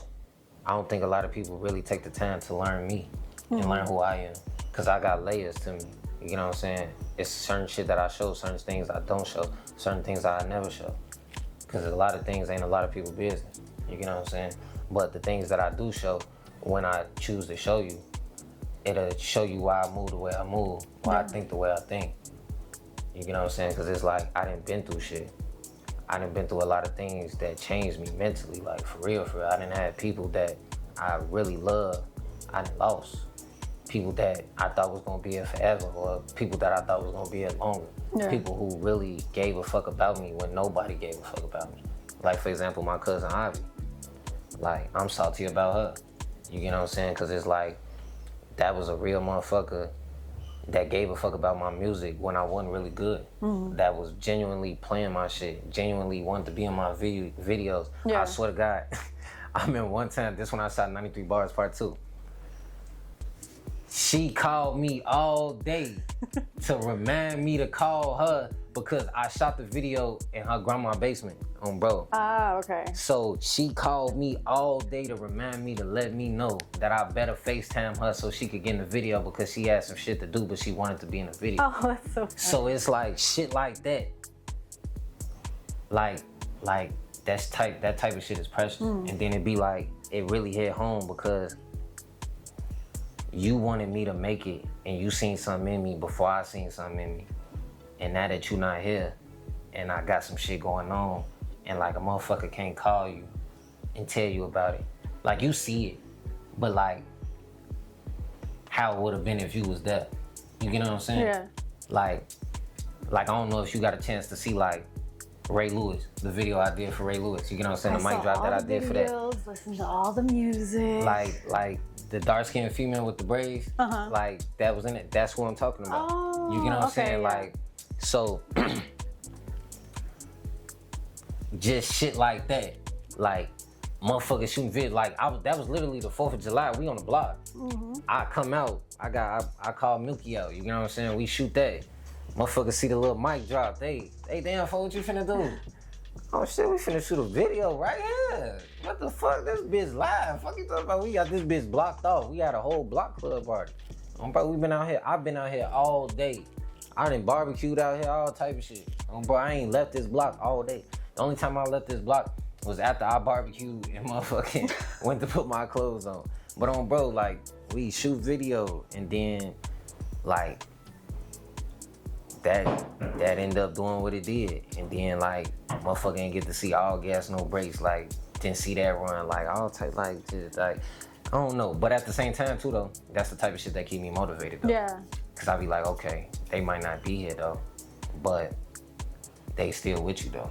And they still want the best for you. Like, they see what you doing. And they damn near the reason, like, God moving shit for you. Because he know motherfuckers really checking for you. Yeah. So speaking of music and being an artist, it's time to break down the music career. No, for sure. So we're gonna rewind to 2017. We got Perky's Calling remix. Ooh. You did that. You used a sample. I think it's just X Calling. What's the name of the song?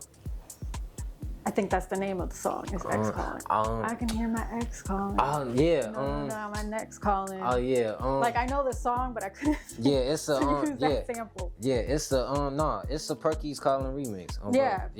That's what it's called, bro. I don't think I put no actual like name to it. I think I just called it Perky Calling remix. See, that's when I was garbage, bro. That's when I was garbage. Yeah. See, like shit like that. Like, that's around the time. That's where you started. So. Yeah, that's why I started off at it. Like, tracks like that, that's when it was like, it's still fun, but that's when it was like wholesome fun. Like, I was just doing shit just to do shit. Like, not just saying doing shit just to do shit, but like, I was just trying my pen out, just trying different shit, trying to see like what I could actually do. Cause I'd be sitting in line if I tell you like, yeah, I always wanted to be an artist, or I always wanted to make music. Like, no, it didn't get to the point where I got into like high school and I started going through trials and tribulations where the music started coming into play. So it was like, when I started really taking it serious in 2019, it was like, okay, now I gotta really figure out who I am as an artist and what path I want to take. So it's like, doing the Perky's Calling remix, I was just trying some shit, just trying to see what you could do. Okay. Bro. Then after that, you had Blackin' Out remix. That was still 2017. Yeah, that's with my brother Zato. With like, Zato, yeah. Yeah, so that's still around those times where folks put me in the studio and like, this the main motherfucker that I'm rapping with. This the only way, like, cause you know, when you first start doing anything, you don't have the resources. You don't know nobody. You know what I'm saying? You ain't been networking, so you don't know how to necessarily do certain shit by yourself. And not saying like I didn't want to make music with bro, but you know what I'm saying? Most of the music that I was making around that time was damn near either with bro around or actually with him. So that was just a song like folks just wanted me to get on and shit like that, and we just passed on that bitch one time. That shit low key weak too though, but it's like we was in the process though. We all gotta start somewhere. We all gotta start My first somewhere. few interviews, I don't think were very good either. So it be like that sometimes. We all start somewhere. That's all I have for 2017. I think that's all you drop. Yeah, like cause you know you were still dipping your toes. Yeah, cause I hadn't took it serious. Yeah, but I wasn't going serious. 2018, kind of the same thing. You had 2 songs, No Hooks remix and David Blaine. Oh, okay. So now you say No Hooks and motherfucking David Blaine. So now we kind of transitioning a little bit in the music career. So now it's like I'm fake growing that bug for it now, on my own now. Now it's getting to the point where it's like, okay, I'm starting to really rev my engine with the music. Like, it's not really there because basketball is still a main joint. You know what I'm saying? Yep. But at the same time, it's that little devil on the shoulder. Like, yeah, let's make a song type shit. Let's do something. So like for example, like David Blaine, that was one of those songs where like how I tell you like. I started making music to get certain things off my chest. It was like, that was one of those songs where like I really had to, well, I didn't really have to, but I dabbed in my bag as far as like, really want to talk about like personal things. Yeah. And really being comfortable enough to speak on certain things to a certain level. Like, cause even then I was still low key shy about my situation. Like I'd have never been, like at that point in time in my life, I wasn't strong enough to sit up here and like tell a motherfucker that like I grew up in a foster home and shit like that, like that I really didn't know my mother and father like that for real, like talk about certain things and hold my head up and like not feel like a motherfucker be judging me and not, cause at the time like I was still a kid and I still didn't really understand the whole situation as far as like why I was in the situation I was in anyway too though. So it's like as I was growing as a man, I was also growing as an artist. So growing up as a man and an artist at the same time, it was like tracks like David Blaine was starting to come out. Yeah. Because there was a lot of other songs that didn't necessarily come out that was like David Blaine. You know what I'm saying? That, you know what I'm saying, a motherfucker made at that time. So it was like, that's kind of like what that thing was like in 2018 around that time. Yeah. Then 2019, this is when you started taking music seriously, and you dropped Only for the Real. Oh, for now. So like, okay, this my first mixtape, Only for the Real, bro. Like shit. Okay, so like now it's like okay, I'm taking it. Okay, so now at this point, I didn't make the decision. You know what I'm saying? I didn't make the decision. Like it's more basketball, we going music. But I'm still in school though. I'm in college. So I'm like, I'm with Cuz. Shout out Ace Wick, bro. Shout out my boy Ace Wick, bro. That's my motherfucking brother. That's my cousin, but that's my brother though, bro. So I'm out there in college with him. Folks know I do music. You know what I'm saying? Like, cause that's still around the time, like I said, like I wasn't necessarily still confident enough to put my shit out there and walk around like, yeah, I'm an artist and really tell people that I'm an artist like I am now. So, but certain people knew though. Like if I got comfortable enough with you and I fucked with you like that, like certain people knew. So like while I'm in college, I'm making songs and I'm putting shit together, bro. I'm going on YouTube, like, cause I'm like I said, I'm still naive to this shit. I'm still thinking you go on YouTube, rap on nigga shit, do what you do. But at the same time, like I said, it was never about the money. So it was like I wasn't looking at it like, okay, I'm finna put this song out. I'm finna make 100,000. No, like I'm just making music at this point. You know what I'm saying? So. Bro, so that tape, Only for the Real, like I told you, with everything that I do, it gotta have some type of meaning. Yeah. So I'm like, shit, nigga, I make music for only the real niggas. I'm feeling like, oh, if you a real nigga, you understand this shit. Like if you really been through some shit and you know what you know, especially if you come from where I come from, like you gonna get it. Like you gonna get it, bro. Like you gonna get it. Like certain motherfuckers, like certain things might go over their head when they listen to my music because you probably ain't never went through what I went through. But certain people listen to it and be like, yeah, you got it. Cause I understand exactly what you're talking about. So like, yeah, that's what Only for the Real was like. And even going through that process as far as putting that project together in college, I learned a lot. You know what I'm saying? Just with fucking with other artists and like learning how to put a project together and shit like that, coming up with songs and like different dynamics, because that's where it got to the point where the real artistry started coming in, because I started understanding like, all right, if I'm gonna put a body of work together, I don't want this whole body of work to sound the same. Yeah. You know what I'm saying? I want to have different songs on there. I want to have motherfuckers from all walks of life to be able to listen to this tape and be able to at least take at least one song away from there and be like, yeah, I fuck with this song out this type shit. So that's why I end up eventually calling it Only for the Real. Yeah. So I have a couple of songs that I got some bars from. Okay. Trenches. Ooh, I'm not a rapper, I'm a visionary. Okay. I'm a rapper. I'm not a rapper, I'm a visionary.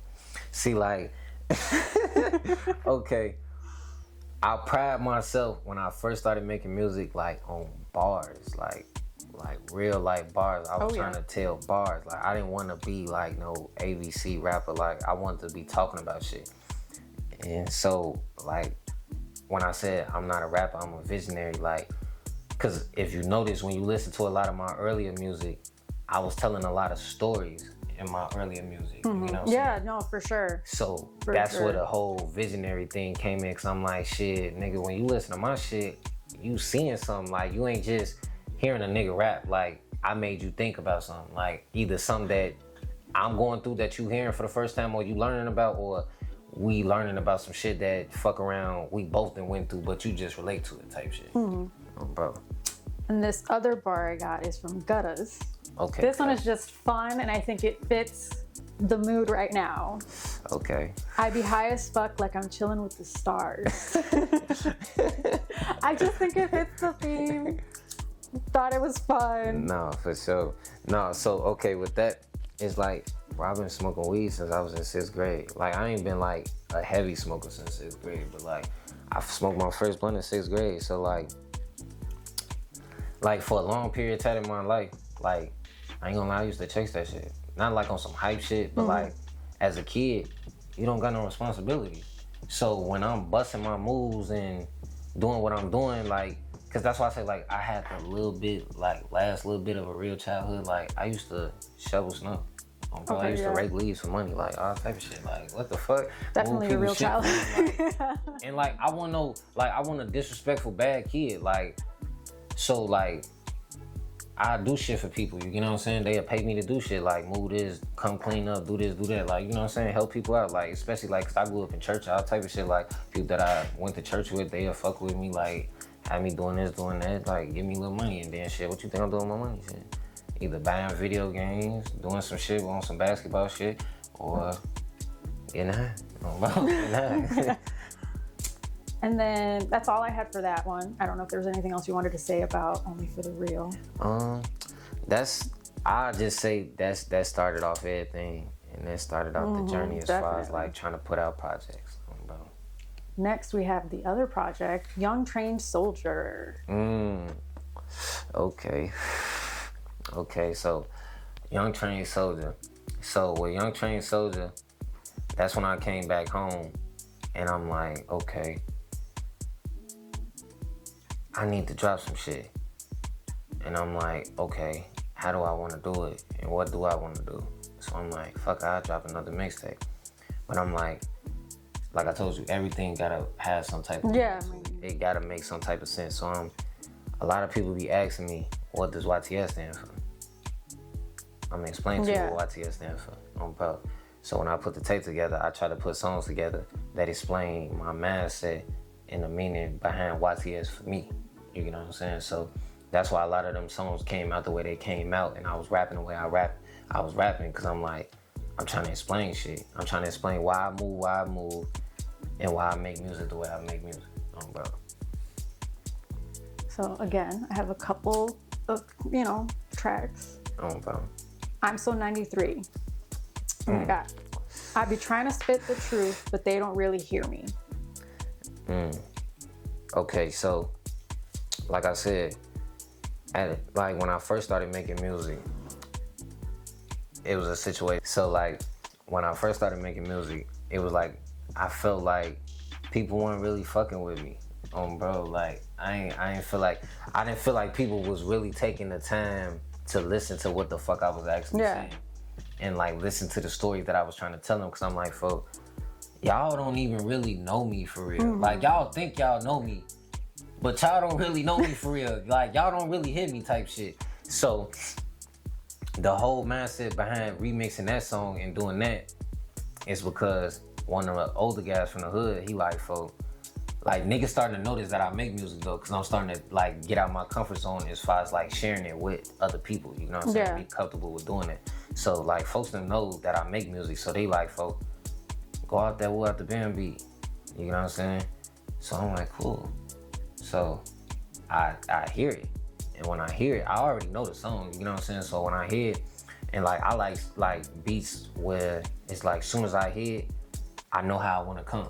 You know what I'm saying? So it's like I'm just that youngin' that post on 9300. The bitches know how I'm flexing. The bitches know how I'm stunning. Like it's like that shit just like it flowed. Yeah. You know what I'm saying? Like, and when it came, like it was like I don't know. Like hey, I can't even really explain it. Like it came out how it came out. So it was like once I got to going, it like from the first bar to the last bar. It's like it was down there like a. I ain't gonna even say a freestyle, but I kind of really freestyled it too though, cause it's like. When I was writing it, it flowed so easily. Like it was like I was just writing. Like I was just flowing through it type shit. It wasn't like I was really stopping, had to really think about it. Like no, when I made that song, like that shit was just flowing on, bro. That shit was just flowing. It came out how it came out, bro. Another song. This one was kind of tough to listen to. Pain music. Okay. When I wrote these lyrics, I was going through depression.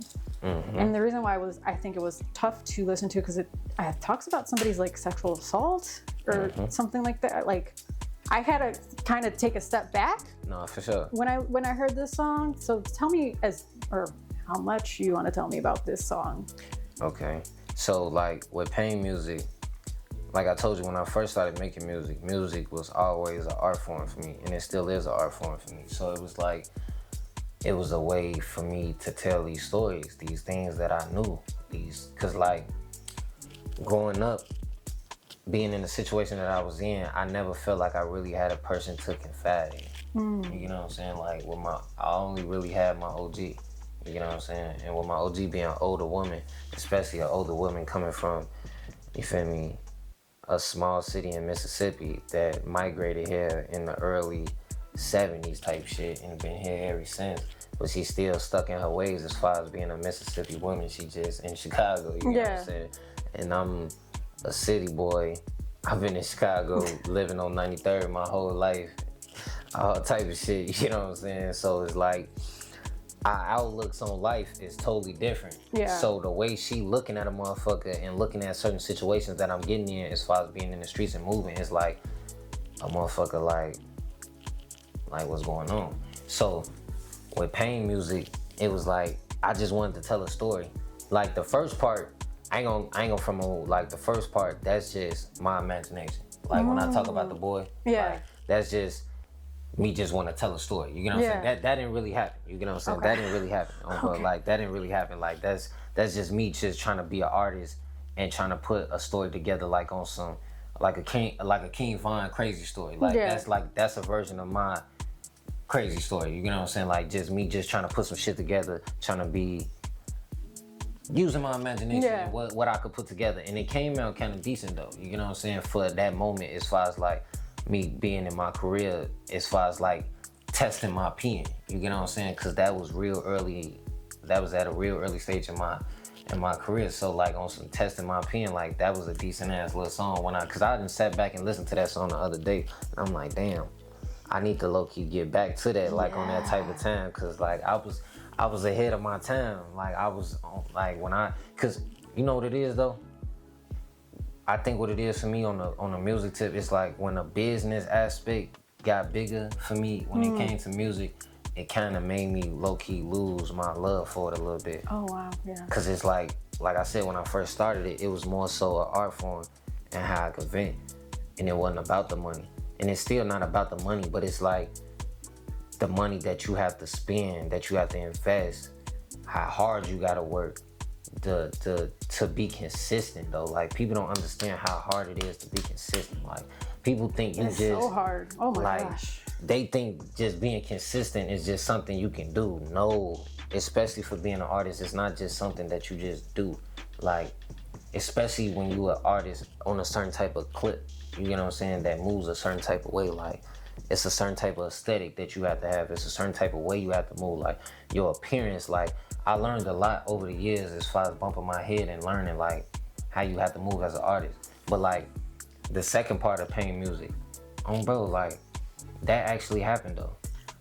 Like, that actually happened. Like, it's a female, like, I want, of course, I ain't gonna say it. No, yeah. No crazy shit like that. That's her story to tell. Yeah, you get what I'm saying? But when I used to talk to her, and we was young as hell, like, we was in grammar school, and I used to talk to her, like, that was my girlfriend at the time. And she, you know, confiding in me, telling me certain things. And I guess, but, like, when she was telling me, though, because, like, I'm a real good listener. Like you see, like, how this conversation been formed, and, like, and the things we've been able to talk about. Like, when I had conversations with people, I know how to have a conversation. Like I told you earlier, like, I had a communications class. Exactly. So I know how to communicate, and I know how to communicate with all different type of people. I know the code switch. I know when to be professional, when to talk rowdy, when, like, I know how to do that when I want to do it. Yeah. Like, I choose to do it. Like, I flip in and out of it when I want to, but, like, if I really want to just strictly just go that route, I could do that.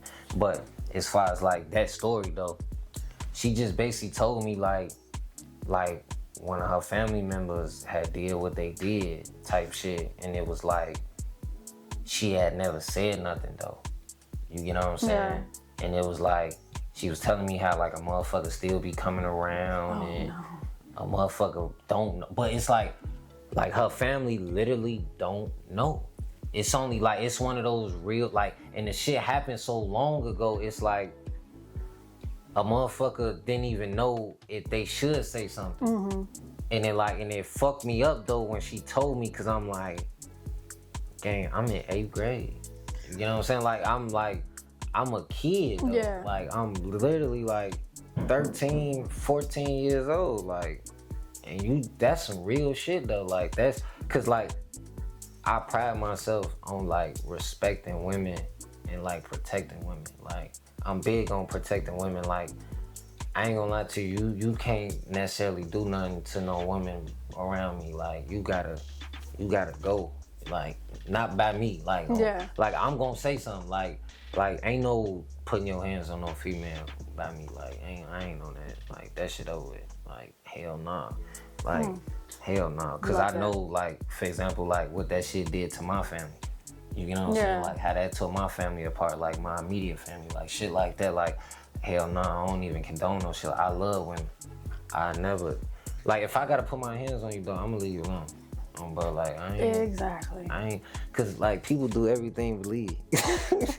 Like, people do everything believe, but but as far as, like back to that story, though, like, she had confided in me and told me that, and then, like, years later, when I put the first half together and I made the first verse to the song and I came with the hook, I'm like, damn, so how am I gonna come on this second joint? But I wanted it to be different, though. Cause like I told you, I always wanted to make music for all type of people. You know what I'm saying? I didn't want to just make it like, oh yeah, I just make music for the street niggas, or I just make music for the common masses. Like, I wanted to be like a situation where you hear a project from either, at the time, YTS Keys or 9300 Baby, whatever the case may be. You hear a project and you can take shit for any type of mood. You get what I'm saying? Like, you might be in this mood this day, so you might want to hear this type of song. Yeah. I got a song for that. Or you might be in this type of mood. You might want to turn up. I got some shit for that. You might be sad. I got some shit for that. You know what I'm saying? You might just want to ride, chill, smoke. I got some shit for that. Like, you know what I'm saying? Like, that's what type of time I always been on when it comes to just making music in general and, like, projects. So, like, with that specific song, I thought about that story. And I'm like, let me see, how can I articulate this girl's story? Yeah. But add a little sauce to it, though, to make it interesting. Like, the whole cutting her part. Like, oh, matter of fact, I ain't gonna say I lied, but I left a part out. What it was, I told 2 stories in one. In one, okay. So Gotcha. it was 2 females that went through the same situation. Jesus. But one wanted to, like, was cutting herself and doing what she was doing. But the other one wasn't, but they still went through the same situation. Thing, You get what I'm saying? Oh, so it was like, when I wanted to tell a story in general, I basically used them as like a thesis to come up with a verse and how I was gonna word certain things, because I'm like, okay, how can I come a certain type of way that it hit and it make a motherfucker think and understand how real these situations are? Because that's what that song was about. Like, even both sides, like, I wanted to show, like, on some, like, if a kid listened to this song, you could learn something from this song. Like, you could learn something from both ends. Yeah. Like, in some type of way, however you take it, but you could learn something. Like, especially like a man, like on the man's side, you get what I'm saying? Of course, you could learn on some street shit, how shit can go, you get what I'm saying? But then on the female side, you still being a man, you can learn how to respect women and understand that shit not cool. You don't do no shit like that. Hell no. The fuck is wrong with you? Yeah. Especially not no family member and a kid at that. What's wrong with you? I know, that song really, like I said, got to me, because I was like, it's just horrible. And it like, it hit even more though, because when I learned these stories, it was around the same time, and it's like a motherfucker just confided in me and told me this. This is not something like I was searching for and I seen signs of and I asked about it. Like, nah, this was just something like that I'm just having conversations with motherfuckers with, and like they telling me, and it's like, it's breaking my heart, because I'm like, gang, that shit weird. Like, what's wrong with you? Like, cause like, I didn't heard, of course we all hear about like sexual abuse and like motherfuckers doing weird shit to people and shit like that. There's some freaky motherfuckers out here, but, and you bitches should die. I ain't with all that freaky shit, bitch. I catch you, I'm gonna do something to you. but like, it's just shit like that. Like, it hit me. So when I took them stories and I put it into something that I love, I was able to come up with that song, and I feel like that came out like in a beautiful way though. No, it definitely did. It did. So that, anything else about Young Trained Soldier, that project? Because, you know, I just pick a couple songs, but is there anything else that you wanted to talk about for that one? Not really, but at the same time too though, it was like, that was like, if you see from like Only from the Real and Young Trained Soldiers, you could see like quality changes, and you can see like the progression as an artist. That's what I say. Like, everybody that's gonna look at the progression of me as an artist, you gonna actually be able to see it. That's why I don't delete shit off my pages. That's why I don't do certain shit. It's because it's like, I want people to be able to go back and see that progression. You get what I'm saying? So like, even more like we talk about other music, you gonna still see the progression as far as like getting better and like just getting better in general, like lyrically, in a pen, and just getting better like as a human being in general. Wow. Yeah, for sure. Yeah, I definitely saw the progression from like listening from like 2017 to 2025. I could see it. Motherfucker out here garbage, yo. She ain't gotta say it, I say it. Like, I used to be weak, like, but what people gotta understand, I never had no help with this shit. Like, I never had a motherfucker really sit down until I got to this level where niggas really sit down and invest into a nigga career and want to help a nigga. But like, when I first started, I had to bump my head. No nigga tell me like, yeah, you should do it like this. Yeah, let's go to the studio. No, that's how you do this. That's how you do that. No, I had to learn this shit on my own. Oh, yeah, for sure. So now let's move on to 2020. Okay. You dropped a few like singles, and then you dropped Young Trained Soldier 2. So the singles, you also, let me see, singles, you did Better Days. You had a music video for that one. You guys were at the train station. For sure. Around the city. You also had a music video for 216. 216. You were in the studio. I think you guys were at Envion. Yep, definitely at Envion, out there in the burbs and shit. Yeah. And then there was a freestyle I found. Yeah. I don't know the name of it. Yeah, that was just some freestyle Yeah, shit. like you were in front of like two doors, 26 and 27. I was outside of a hotel room. Okay, that's what I thought. Yeah. Then I was like, maybe it's an apartment building, but I'm like, probably a hotel room. Yeah, it was a hotel room. And this freestyle was just too fast for me, so I got nothing else. Yeah. Oh, bro. So tell me a little bit about those singles, and then we'll get into Young Trained Soldier 2. Okay, so like, the first single was what, 216? No, Legendary. We had Legendary, Better Days, 93 Bars Part 3, and 216. Oh yeah. See, that's when I was working.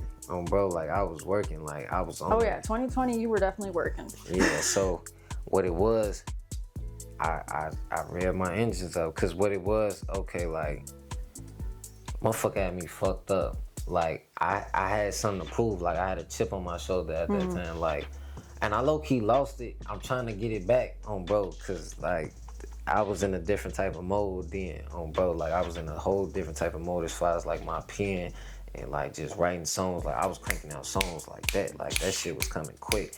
Like I'd just be hearing beats and that shit would be flowing. So like as far as like Legendary, 93 Bars Part 3, like that shit was just coming to me. Like I'd just be hearing beats and like shit'd just be flowing and I'd just be rapping. I used to be rapping fast as hell too though. Like yeah. I used to be rapping fast as hell. And like even like that, like that's another big progression in my career as far as like me making music. And I feel like when I slowed down, that's when I really got my niche and really started getting in my bag for real. Cause it's like when I slowed down, cause it wasn't never like my bars was weak. It's just I was rapping so fast, a lot of shit went over niggas' heads.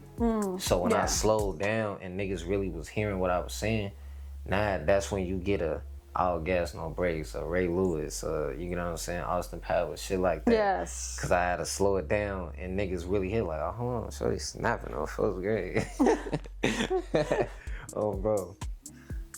So now Young Trained Soldier 2. I got the first song, Talk Yo Shit, you had a music video for. For sure. You guys were in the kitchen, there was guns. Yeah. Yeah, I was. Not one I of the was better hot. videos. I was still loose then. I was hot. Okay, man. yeah, Tripping. not one of the better videos, I would say. Man. I had to grow up, man. I was a YE and it'd be like that sometimes. Like I was out here though. Like that's what people gotta understand too though. Like at the same time, I was pursuing being an artist, but I'm still outside in the streets. So it's like I wasn't chasing cause I wasn't a drill rapper. I never been a drill rapper. No. But like I was out here though, so it was like cause I'm really a get money type of nigga. Like I ain't no super rah gangster ass. Like anybody that really know me in real life, I'm not no rowdy ass nigga. Like you gotta really take me there for me to take it. So, there. yeah. Like, but I never been a bitch though. Like never. Like never though. Like that never could put that on me. But I ain't no rowdy ass nigga though. Like I'm more so I'll finish it before I start it type of nigga. Yeah. So like, but Talk Your Shit, it was just like, cause Talk Your Shit was just the intro. I knew that was gonna be the intro song to it. So when I was putting the tape together, I'm like, I gotta have some shit like that's gonna come out the gate soon as they click that motherfucker. They gonna be like, damn, shorty snapping on Folks Grade. What's the second song? Bro, so that was that whole thing with that. Like I just wanted to come with some shit that I knew motherfuckers in the city was gonna be able to bump. Cause then especially at the time that I dropped it, it was around that time. It's hot. Motherfucker feeling the vibes and shit like that. So I'm like, shit, I wanna put some shit out there that motherfuckers can vibe to, motherfucker ride to. Type shit. The other one I got was my Dej? Yeah, my days. Bro, my days. I was proud to say that. This one is for somebody special, maybe? Allegedly. Okay, so like, I got a bar. If I give you my heart, will you treat it carefully? So like, to a certain extent, it is, but it's not though. Okay, that's what I got. So like, the name at the time, like, cause when I was in college, when I wrote some of these songs, like, cause it didn't come out until I left college, but a lot of these songs, like, I had just wrote, cause that's one thing that I do. Like, I write some shit and might not finish it, but I keep it, cause it's my boss. I can use it when the fuck I want to use it. You know what I'm saying? Like, I wrote it, so you know what I'm saying? Like, I can use it whenever I want to use it. So it'd be times where I take bits and pieces from certain like things that I done wrote and like put them together to certain songs depending on how I hear it and like how I tweak it and how I want to go about it. So like my days, the actual name came from like a female that I was talking to at the time, but not necessarily like the bars though. Okay. Like the bars, to a certain extent, yeah, but not like necessarily though. Like I really like sauced it up though to make it more interesting. Cause like that situation, talking to her wasn't really that deep, and it wasn't really one of them. But like I sauced it up a little bit just to make it more so like on some trying to be an artist, trying to do some different shit, trying to do some shit that females like they'll listen to, and like trying to like I said, testing my pen. Cause like I felt like I had something to prove. So I'm like, you don't even really make that type of music, but let's see if you can. Yeah, I was surprised. You get what I'm saying? Because up to that point, I hadn't seen anything you get what I'm like saying? that. So that's exactly why it happened like that. Cause I'm like, up until that point, I never really tried to do it. So I'm like, let me try it. Let me try to take, cause like I really was taking bits and pieces from a lot of different relationships and like situationships. You know what I'm saying? Yeah. Of fucking with different people.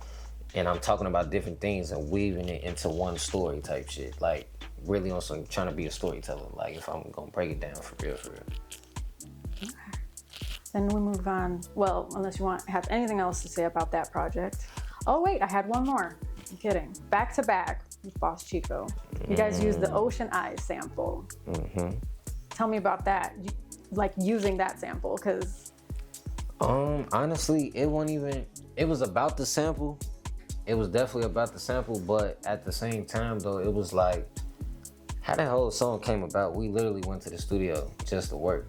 And we didn't even come there to do that song. But when we got to the studio, they had YouTube pulled up and they played that beat. And when I heard the shit, it was like I told you, like it's certain beats for certain songs. When I heard them, I knew exactly what I wanted to say. Or I knew like yeah, this one of them. Like I could flow out this. Like I tear this bitch up, bro. Like that's exactly how it was when I heard Back to Back. I'm like, ooh, on phone them. Like if I hit you one of those, like on phone like that, ooh, like cause like with me, with my beat selection and like listening to beats, like I'm real big on like the instruments in the beat.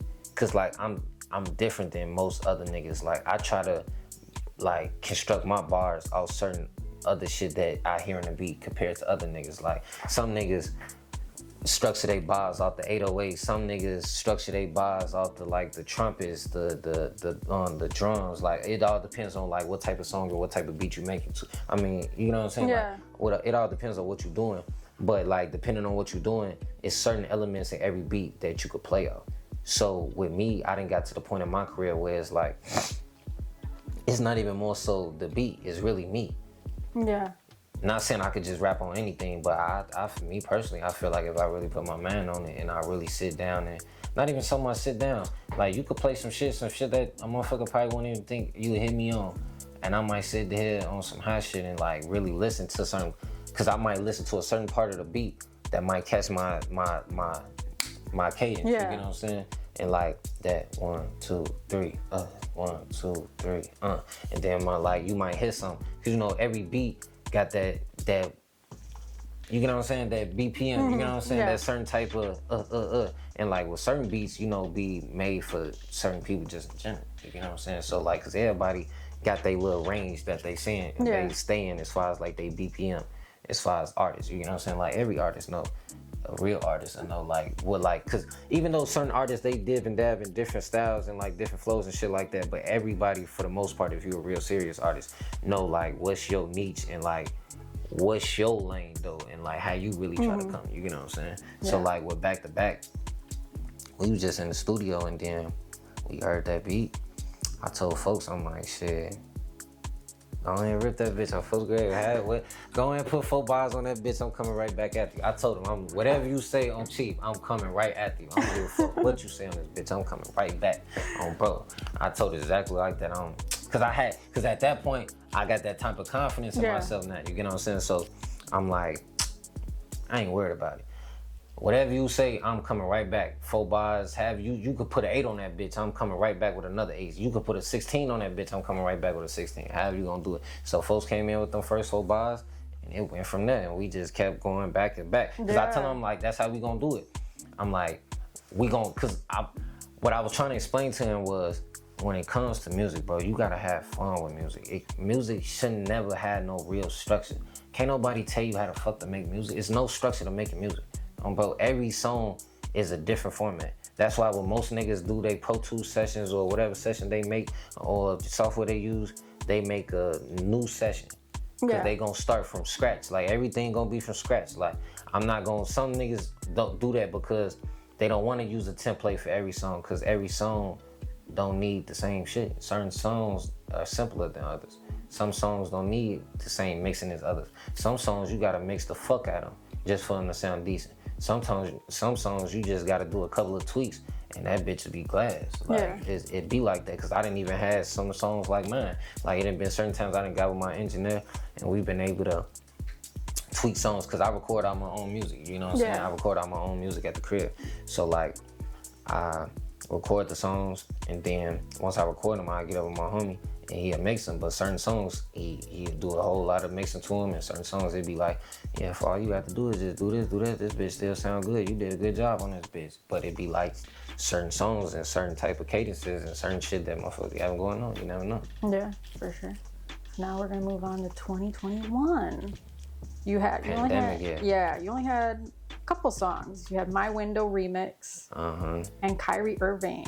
Okay, yeah, and Kyrie Irving. Kyrie Irving. You also have a music video for that one. You were outside, kind of solo. I was on house arrest.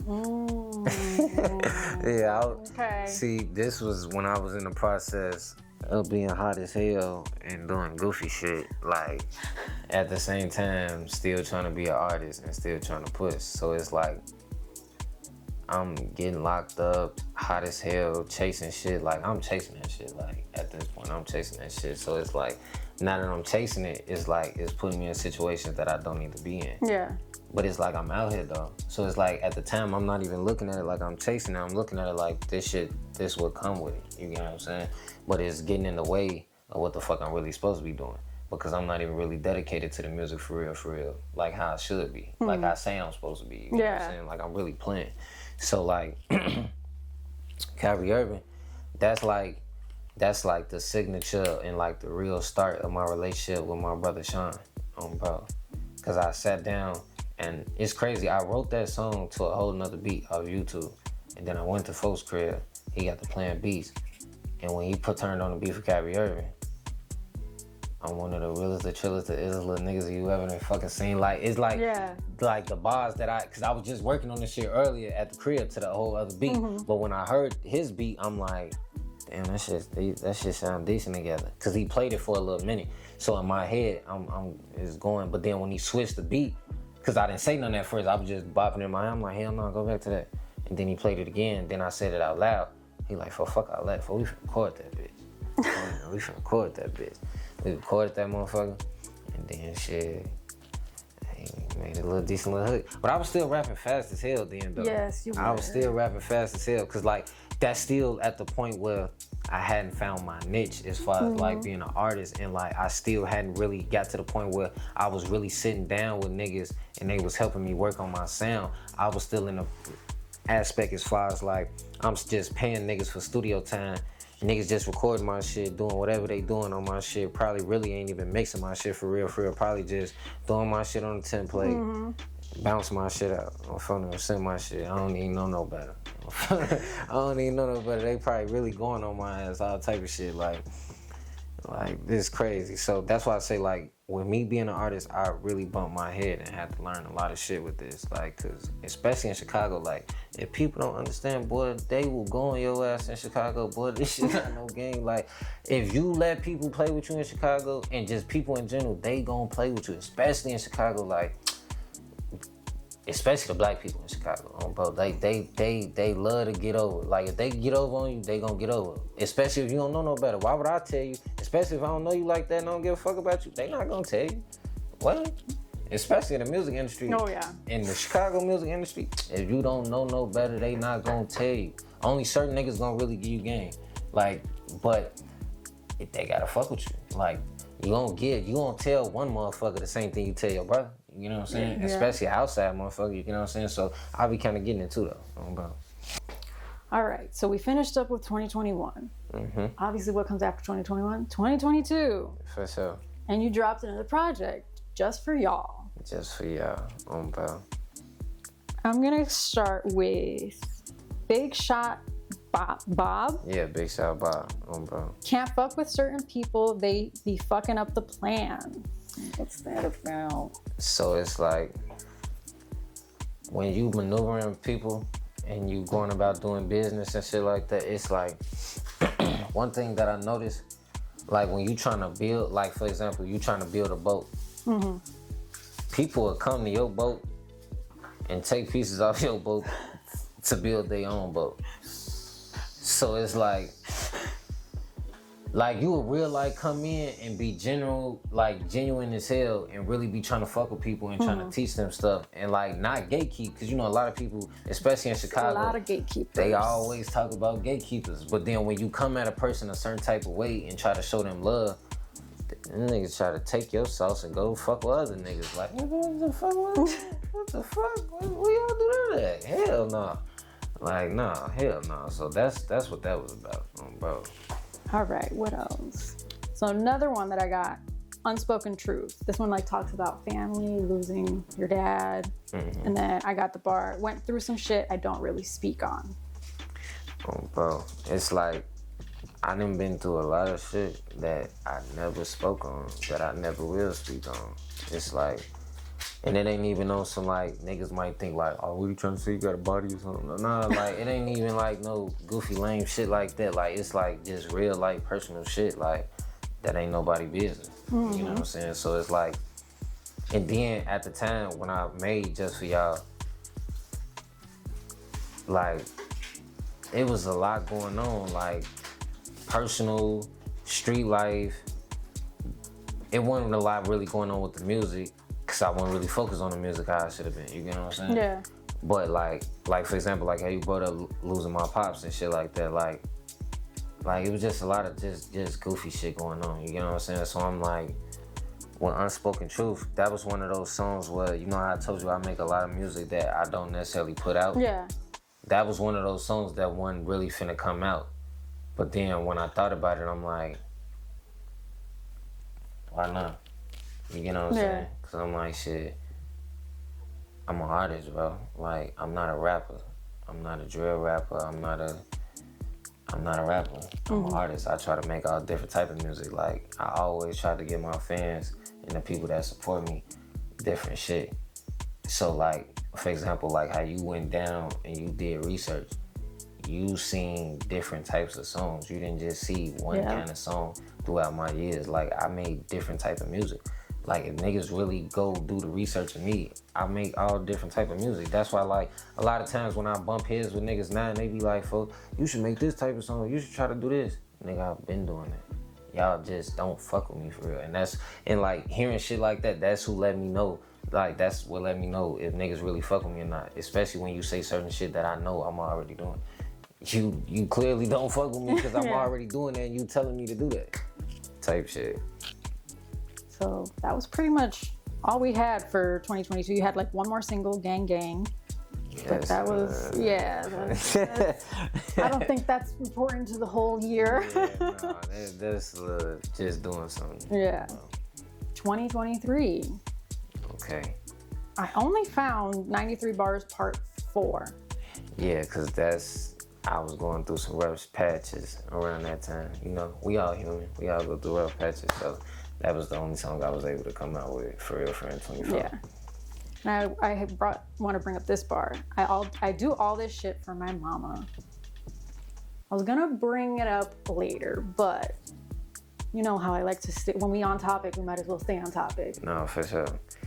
Bro, so it's you know what I'm gonna bring up. No, for sure. So like this tape and just like in her in general. So like, what people gotta understand, I got a certain type of relationship with my OG.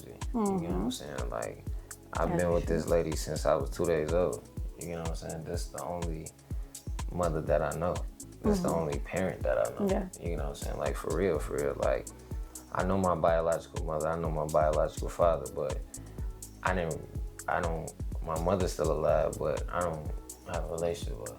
You know what I'm saying? I don't care to have a relationship with a motherfucker. It's like, and that's a whole nother conversation in itself. You know what I'm saying? Like, and then when my father was here, it was like, I had a relationship with him, but I really didn't though. You know what I'm saying? Like that's why, like, kind of to go back to like, you know what I'm saying? Unspoken Truth. That's kind of like why songs like that came out. You know what I'm saying? So then to tie back into the bar by my OG, it's like I owe that lady a lot. You know what I'm saying? I wouldn't be the man that I am today without her. I wouldn't look at the world the way I look at it without her. Like, she taught me a lot. She showed me a lot. Like, she taught me how to clean up. She taught me how to move. Like, the only thing she didn't teach me, per se, is how to be a man. Oh, bro. That's the only thing I feel like she didn't necessarily teach me. Like, the streets showed me how to be a man. Like, maneuvering through the streets, that's how I learned how to be a man. But everything else, I learned from her, though. For real, for real. Yeah. Oh, bro.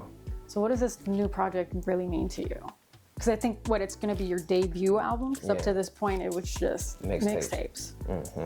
So, like, with Bessie's Son, it mean a lot to me, though, on some real shit. Because it's like you said, every other project that I didn't put out before that, it's just been mixtapes. This, like, the first ever project that I'm really sitting down, that I'm trying to roll out, that I'm trying to actually put promotion behind, that I'm really trying to buy beats and really own shit, copyright shit. Then it's like, now that I didn't fake kind of understand what people want from me, from having some type of little success with certain songs, it's like, now I got more of a plan of how to go into it. Like a lot of those earlier projects was just winging it and just spitballing ideas and trying to figure out what's the best route for me. But now I done figure out what's the best route for me. So now I'm like, okay, now it's time to get serious. Now it's time to show what I can really do. Yeah. Now it's time to show what type of artist I can really be, the potential that I really got. And then it's like, with the push that I got from my team, it's like, why not? I wasn't gonna give y'all no tape, but the reason I'm giving y'all a tape is because it's like, why not?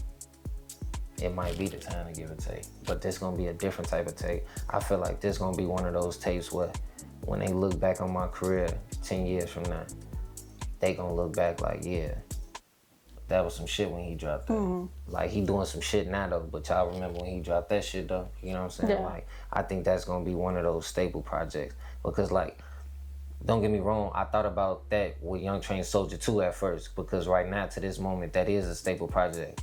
Not saying like, it's just, in my opinion, it's like the better out of that like mixtape. Yeah, you know the mixtape era, yeah. Bro, so out of my mixtape era, like, I feel like that's the best one, and that was the staple in that era, you know what I'm saying? But this might be one of those staples, like, okay, now he more a real serious artist, and now he taking this shit more serious, and he done came out the gate with this type of album, and on this type of time. So when we look back on his history, like, you gotta, like, when you tell a story of 9300 Baby, you gotta listen to Bessie's Son. You got to. Like, if you don't listen to that, it's like, do you really know 9300 Baby dollars type shit? I will definitely be listening because I feel like I know the artists up to now from listening to everything else. I need to know present day artists. Facts. Do you have a rollout planned? Is there a release date? Like,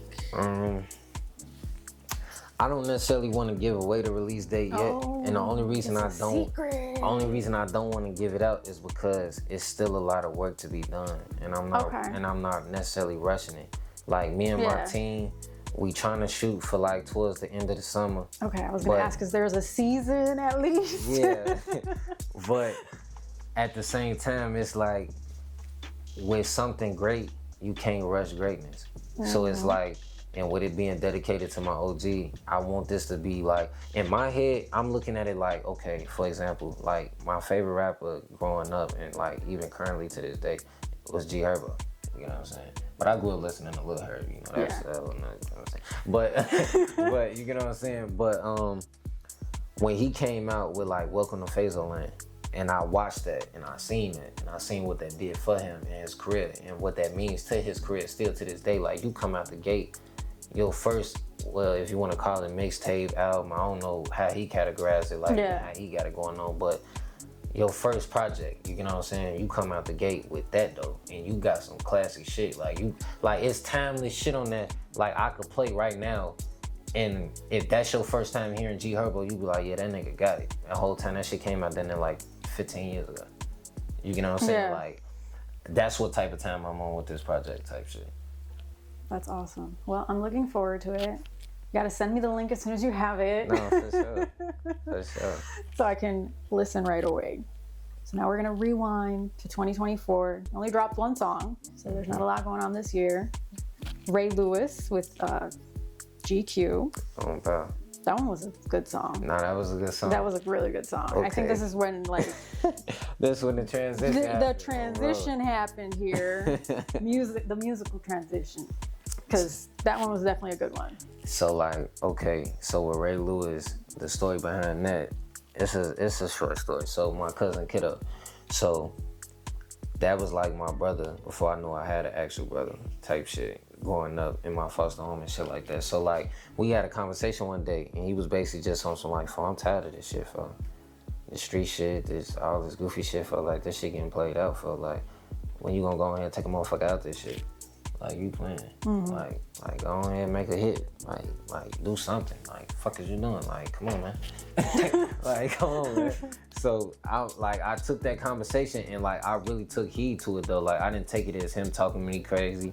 I didn't take it as like you know what I'm saying, no weird shit or nothing like that. Like I took it as motivation and I really sat down and I made me a hit. And it was like, the thing about that song though, I made the hook and then I made the first verse. And I swear to God, I feel like I went so crazy on the first verse. I swear I couldn't. The second verse, I couldn't come up with something that sounded remotely the same or like it hit the same as that first verse. So I had Ray Lewis for a minute and it was just the hook, verse, hook. You get what I'm saying? But it was still open on it. So GQ, shout out my boy GQ, my motherfucking dog. Folks, he... You know, that's my producer and shit like, well, one of my producers that I fuck with and shit like that, especially like early in my career. So like, he had came over one day and I played it for him. And the nigga hit me with I ain't gonna lie, I think I got something for that. And so he rapped 2 verses for it. Oh, wow. He rapped 2 verses for it. And I ain't gonna even from remove, the first verse he rapped was decent too though. It wasn't even like the first verse was weak. But then when he rapped the second verse, which is the verse that y'all heard, y'all know, you get what I'm saying? I'm like, nah, fool. I need that verse. I need that shit.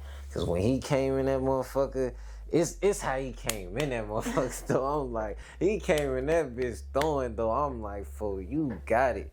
I'm like, cause see, he the type of nigga, folks like he ain't no rapper, but like he dip and dab. Like every time I see this nigga, he always come with a little song and I'll be like, fuck, get your goof ass. Like, fuck, you cold, bitch. You don't want to rap. Like, what's to you? Like, yeah. Like he that type of rapper. Like, he got shit in the vault that don't nobody really know for real because he don't give a fuck about rapping, but he been rapping this thing. Like, he one of those niggas that could fuck around rap that song front to back without even having to look at his notes because he didn't have this song for damn near 5 years, but he been perfecting this motherfucker. So whenever he do put it out, this bitch gonna be a smash hit type shit. But no, me and my brother, we definitely put that joint together and shit. We made a hit. Oh, bro. Definitely a hit.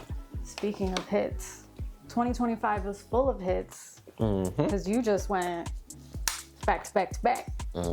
Let's start with Exotic Dancers. You have a music video for that one. You also did like a behind the scenes video for it. I like the different like animations and stuff from this song. Shout out Risky Visuals. Risky Visuals, yep, for sure. Then after that you had All Gas No Brakes and Austin Powers. These are like all just hits. This is, at this point we can definitely see where you are as an artist. Oh, bro, we can see what type of time I'm on. Yeah. So, okay, with that, so with the name change and everything and the transition as far as being an artist, it's like when I came out the gate with Ray Lewis and I changed my name, the reason I changed my name is because it was like, okay, YTS stands for Young Trained Soldier. I wasn't gonna be young forever, so I'm like, that shit gonna get played out. And then I'm like, me personally, I felt like I transitioned as an artist too though. So I'm like, I want to come out different. I want to reinvent myself. I want to market myself differently.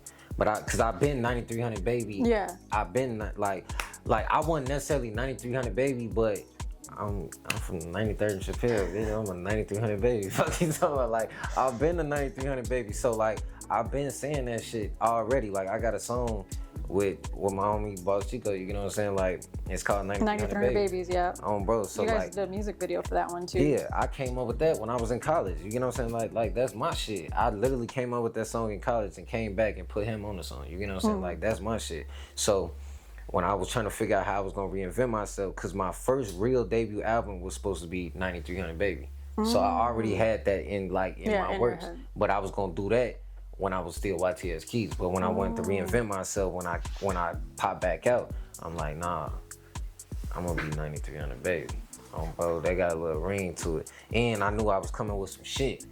When I knew I was coming with some shit, I'm like, okay, now that I'm coming with some shit, I'm like, yeah, I want to come with a whole different name.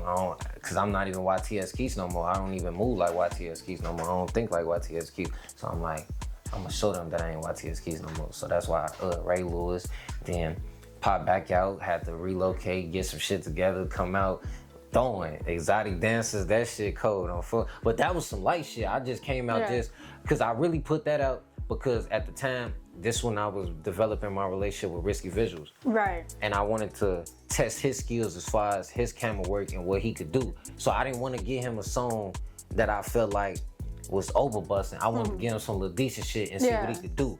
And when I see his potential, I'm like, okay, I could lock in with him. He got potential.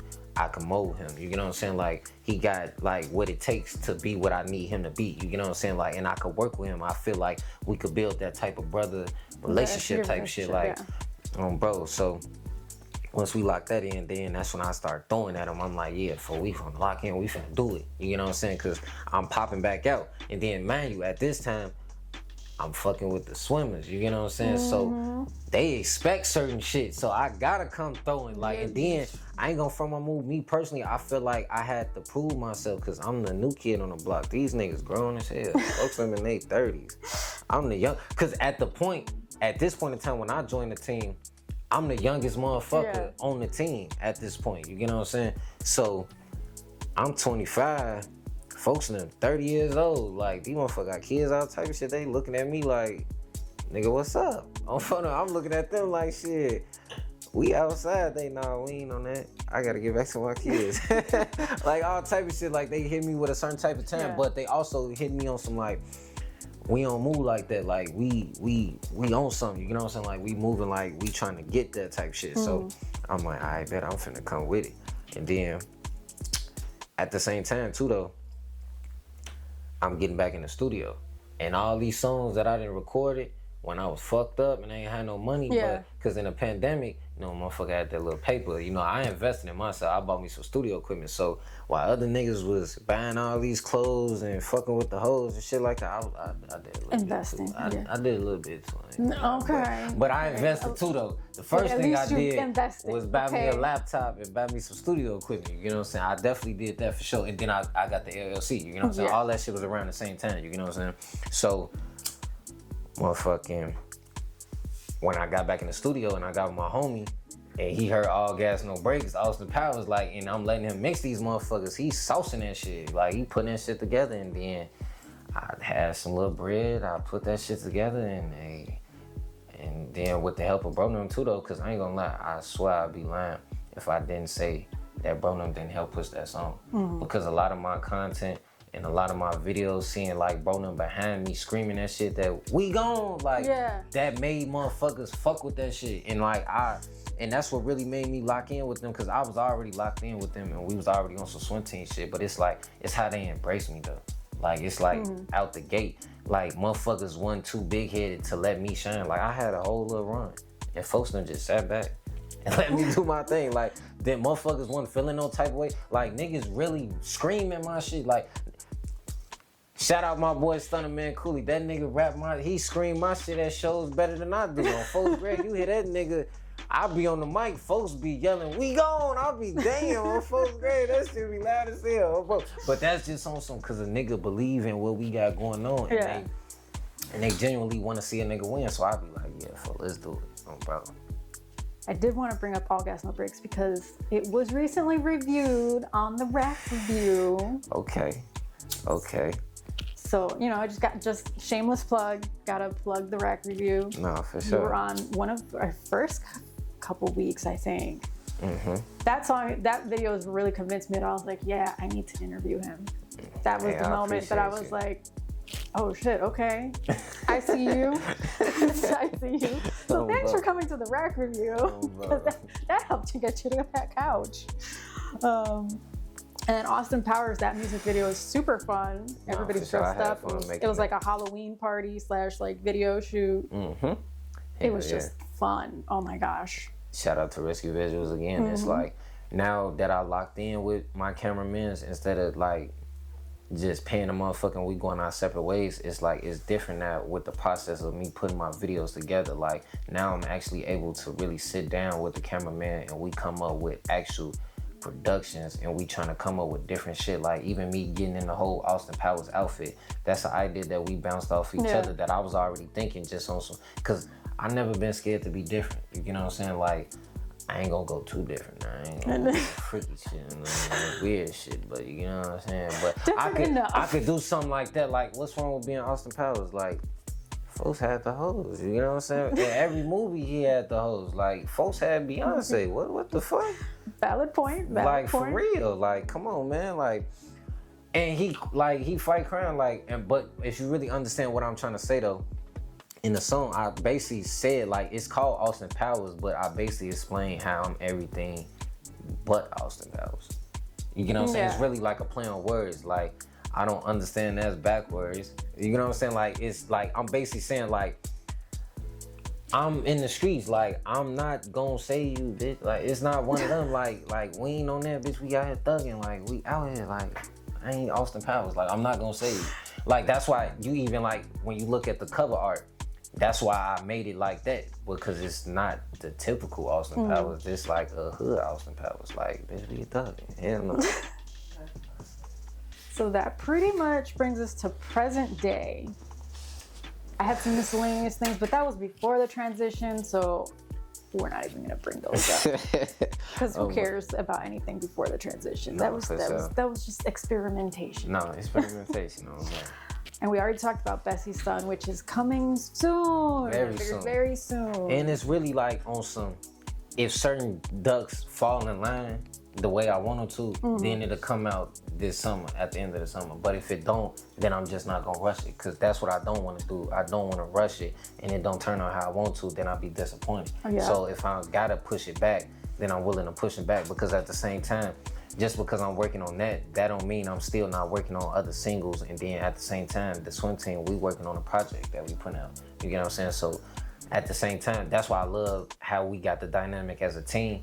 We talk about what we got going on. So it's not so much like we stepping on one another's toes. And then, like, for example, how we coming up with a swim team project, both of them hitting me with a, shit, nigga, we gonna push a project at a time, nigga. When Bessie's Son come out, nigga, we pushing that. You know what I'm saying? Like, we gonna wait. Like, we could wait on the swim team project. Like, we gonna do shit accordingly to a plan. We not just doing nothing. Ain't no half stepping, no none of that. That's why I love that I got the niggas that I got around me, bro. That's what's up. So now we're gonna move on to performances and events. We're almost at the end.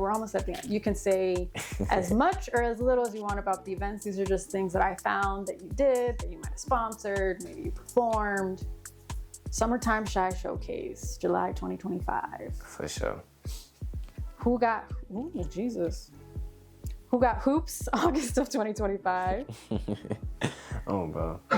Not for the faint of heart. You sponsored this event, or you were a sponsor on that event. I'm not sure. Yeah, see, because that's the thing about it. Like, people got to understand, I wear two hats at all times. Like, I'm an artist first and a media personality. So at the same time, like, I put on events, and I also sponsor and help promote events too, though, because it's all about supporting and pushing what people got going on. Like, if it's supportive, if it's positive, and I feel like it's on a certain type of time, I'm pushing that shit. It don't matter who it is, bro. Like, if we don't got some type of ill will already, like, I'm pushing that shit, bro. Yeah, for sure. On the City Showcase, September of 2025, you sponsored that one, but I think you performed at a different one. I didn't perform at a lot of them. I ain't gonna lie to you. Okay. I stay performing at On the City. Shout out Hev Banks. He definitely curated that and put that together. Like we didn't put on a lot of artists, and a lot of artists get on that stage and rock out. So shout out On the City, bro. We finna get that bitch back up and running real soon. Yes, definitely.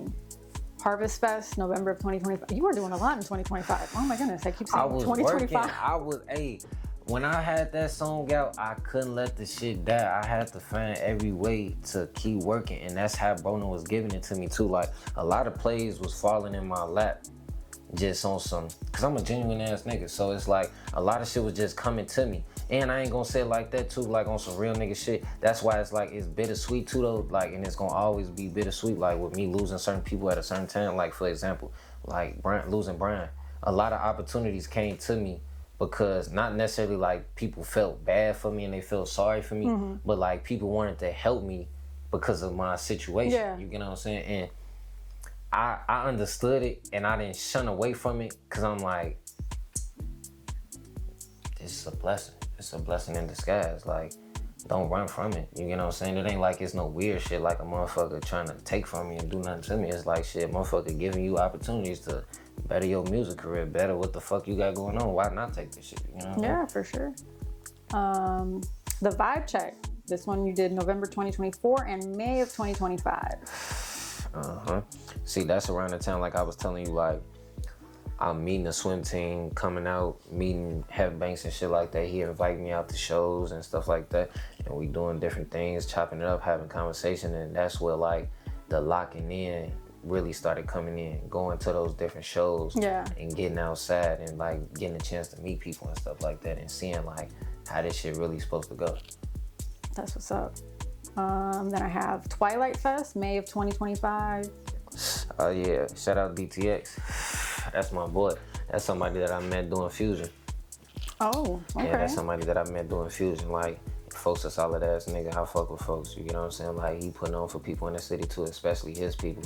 Cause you know, he bro from out west. Bro, he aspiring artist and shit like that, but he been starting to do curate shows and shit himself. So I'm fucking with that. Like, that's what I'm saying. Like, now that I'm the leader of Fusion, you get what I'm saying? It's like it changed my mindset. Like I was already supporting artists and shit like that and doing certain things before, but it's like now it ain't went to the max, and I'm seeing what people got going on, and I'm trying to help push what people got going on, because I'm looking at it like, all right, if my platform got some type of notoriety and got something going on, why not try to help other platforms and push what other people got going on while I got the light on me? Because that's what you're supposed to do. You're supposed to try to put the light on other motherfuckers. Because not saying it like that, like I'm doing shit so people could do shit for me, but that's why a lot of shit then fell in my lap, because being genuine and want to fuck with people and want to see people win.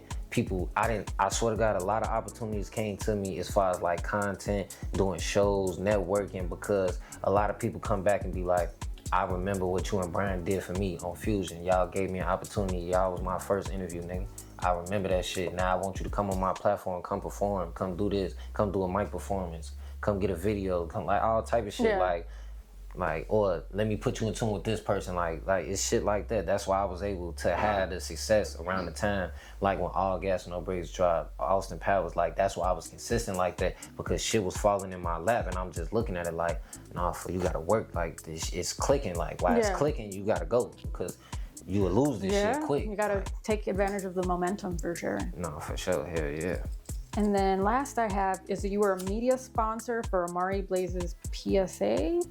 Yeah. I don't know. I didn't know where to put that one really. I wasn't sure if it's not really an event. Nah, so like what happened was, okay, so again, locking in with my brother's Risky Visuals. Shout out Sacked Up, shout out Extendo. Like a lot of plays that I was able to accomplish during that time too though, was with working with Brona. And that was like, we took a whole day to record her video, you get what I'm saying? And we just recorded her video. I was able to get some content out of this shit. Like, that was a real productive day on bro. Shout out Amari Blaze, on bro. Perfect. So that sums up the events, performances. Now I got a couple of miscellaneous things before we go that I gotta bring up. Thank you for listening. So 2025, Brian won the Lifetime Achievement Award. Yes, sirski. 2026, you were nominated in 4 categories. Hey, nah, that I ain't gonna lie, that shit made me move. Host of the year, show of the year, group of the year with Swim Team. Brand business of the year, which I think that was also with Swim Team. And that's the one we won too. And that's the one you guys won. So how does it feel to have so many nominations and to take something home? Because, this is the second year, but each year it gets bigger and bigger and there's more people in, getting nominated. So winning something is good.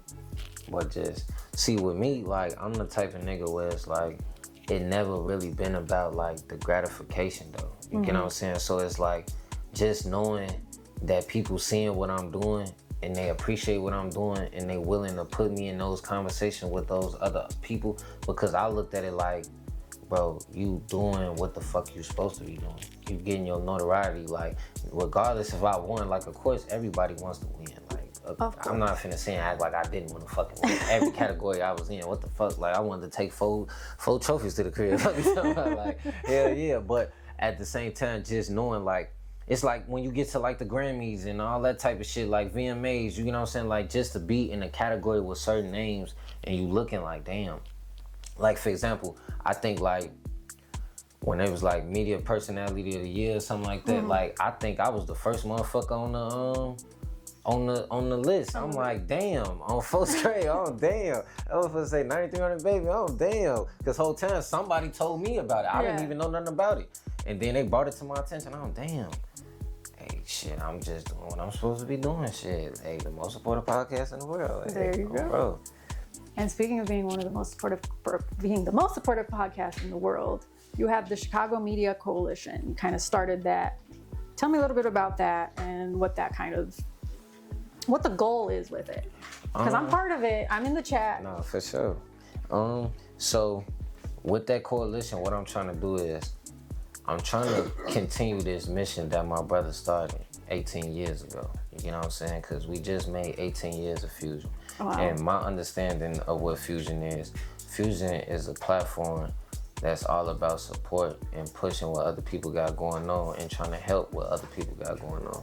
So in that, and the success that me and my platform has been able to accomplish in these last couple months, I feel like it's only right that I reciprocate the energy to these other platforms that's either doing the same thing at the same clip that I'm doing, or either better or not as big. You get what I'm saying?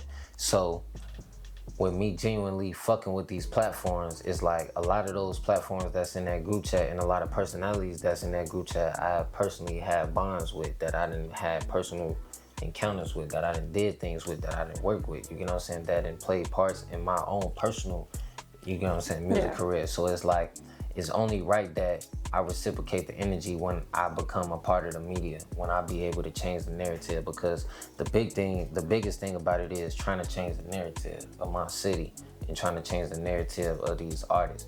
Because at the same time, like I told you, Brian always looked at his platform as a learning tool, you know what I'm saying, to teach people. So that's what I try to continue. Yeah, the coalition is just basically like trying to just change the narrative and trying to work with my fellow peers, because it's like, I look at it like we all doing the same thing. So like, why not work together? Yes, definitely. Why not work together? Right now we're working together. Exactly. You know what I'm saying? Like, you didn't invite me on your platform, and I'm definitely grateful to be on this platform, because like you said, I've been trying to get on this platform for a long time, you know what I'm saying? I've been trying to come sit on this couch, you feel me? Hey, we've been chilling though, bro. So it's like, just even to experience that, like, I'm grateful. You know what I'm saying? Like, I don't take nothing for granted. Like, I'm a real humble ass nigga. Like, no matter what I didn't accomplish, because I ain't really accomplished shit. Like, I'm still the same nigga. Like, I might got a fake little name, fake little notoriety, but like, I don't let that shit get to my head. Like, I still wake up every day and understand there's more work to be done. That's why I be telling people, like, I got shit to do every day. Like, I don't have time to really kick it for real. Like, it be times I be kicking it with my people. I be having my computer right there, uploading episodes and interviews and all type of shit. I be like, making clips, all type of shit. They be like, bro, what you doing? Or it'd be times where I'll be sitting in my car. I literally sat on the phone with this man for 3 hours in the car. talking to him, but we talking about so much Yeah. stuff though, and we talking about business though, you know what I'm saying? And I'm supposed to be celebrating somebody's birthday, but I'm literally sitting in the car talking to him on the phone. I literally talked to this man from when I left Chicago to when I got to East Chicago, and I sat outside the house in East Chicago for another 2 hours. But we was talking about real shit though, so it was like, hey, I wasn't even tripping, you know what I'm saying? I did the same shit that I would have did in there with them outside. Yeah. You know what I'm saying? So I'm like, when it comes to the business, y'all gotta be on top of it, man. But definitely shout out that coalition, man. We changing the narrative. Oh, for sure. You're gonna be a part of changing the narrative. Oh, I hope so. I'm trying. I'm doing my best. I know so. Long as you keep doing what you're doing and being Melly Starz and being amazing and keep putting on for these amazing people and keep highlighting what these amazing people doing, that's all you need to do, bro. And just share your content. And when you post your content, we gonna set that shit, because that's why I be telling people to post it in that too though, because it be times where I'm busy, you know what I'm saying? I might not see it on my feed, but I wanna still support. So at least in the group chat, I can go back and still like, comment, repost, you know what I'm saying? Put it on my story or put it on the Fusion story, like however motherfucker wanna do it. But if you don't put it in there, I might not never see it. And you might think like, I ain't no most supported podcast. You don't never like my shit. You don't never say my. You know what I'm saying? Like I ain't see it, motherfucker. Like y'all gotta understand. That's why I need a social media manager. I'm still looking for one. You know what I'm saying? Hit him like, up if you're a good social media manager. Yeah, like I don't see everything. Like it be a lot of times. It be days where I switch in, because I'm switching in and out from both pages, my personal page and the Fusion page. So it be certain days like on both pages, like I don't see everything. Like it didn't even been requests from different artists or different people. I'm like, bro, this shit say 15, 20 weeks. What the fuck? I've never seen this. What the fuck? Cause it's just like, motherfucker, it's too busy, bro. Too busy. But we trying to get it together though. We Definitely. So before you go, all my rapper friends gotta spit a freestyle. Oh man, you say a freestyle? A verse, a new verse, old verse, just something to showcase you. You say something. What, you gonna give me a beat or something? Or no, it's just off the dome. It's off the dome. Damn. Yeah. You put me on the spot. I put everybody on the spot. It's crazy. You put me on the spot because whole time I read the instructions and you definitely said that shit. I definitely did. Oh, damn. It's definitely in the instructions. And them had to, like, damn. Let me see. Do we need to skip it? I swear I wish you had a beat, because I go on, bro. Like, I don't really know. I've been talking we've been doing this shit for 3 hours, bro. I don't even know what the fuck to say. Bro. Okay. Like, I don't even know really what to say for real, and I'm high. I wish we had a beat. It's okay. Man, we gotta do it again. Yes, you owe me a freestyle. Okay. Yeah, you gotta come with a beat. And whatever beat you wanna come with too, bro. You come with some slow shit, some fast shit, just for Melly, just cause I ain't come today, bro. All right. I'm gonna do it for Melly, bro. Got you. Well, in the meantime, let everybody know where to follow you, where to find you, all that good stuff.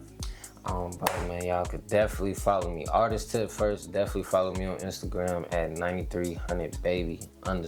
You know what I'm saying? Just like it sounds, spell it 9300BABY_. On both. And on Instagram for my media page, definitely follow me. Fusion Uncut on both. Fusion Uncut _ on both. And then also, nigga, you gotta follow the team. The swim team page, you definitely gotta follow that motherfucker bro. So that's on Instagram is one swim team. At one swim team bro. I think that's what it is. It's either at one swim team or at swim team 1, but I think it's the first one bro. I'll put it down here, the right one. Yeah, so y'all will know the right. Y'all will know. See, that's where you smoking weed, drugs, and shit. You fucking with your brain. Don't do that. Well, if you do, but you know what I'm saying? Fucking with your brain, shit. Fucking ass. Thank you so much for coming to the couch. This is for you. Oh, shit. Oh, hey, look. She got my name on here and everything. Ooh, I feel special. Hey, you know what's so crazy, though? Because, bro, ever since I started my media personality, like every time I get, like, a gift or something, I keep that shit. Like, no matter what it is, like, if, like, a guest give me something, like, I keep that shit. Like, I got, like, a whole little wall full of shit that I done got over the years. Bro, I'm gonna keep this, too. Oh, thanks. What's this? Oh, she gave me a baby couch on photo. Hold on, we gotta bust this open. That's funny as hell. Oh man, I ain't even looking here for real, for real. That's cold. Where did you get this from? Damn. $2.90 Mo made those. Hey, folks be putting some shit together. This motherfucker say Melly's couch and everything on the back. Hey, oh, bro, I like that. See, this one I'm gonna keep. Oh, bro, this is exactly what I'm gonna keep. This right here, this gonna be in my memorabilia. Oh, bro, Oh, that's I like awesome. that. Hey, I appreciate that. Thank you so much for Of having me. course, thank you. And thank you to the sponsors. The Lot Podcast, who provides media production services, could not do this without them. AG Designs, who does video editing, graphics, and crochet. And the Ambience Beats, who provides beats for all Melly Starz content. Remember to tune in next time, because you never know who's going to show up to the couch.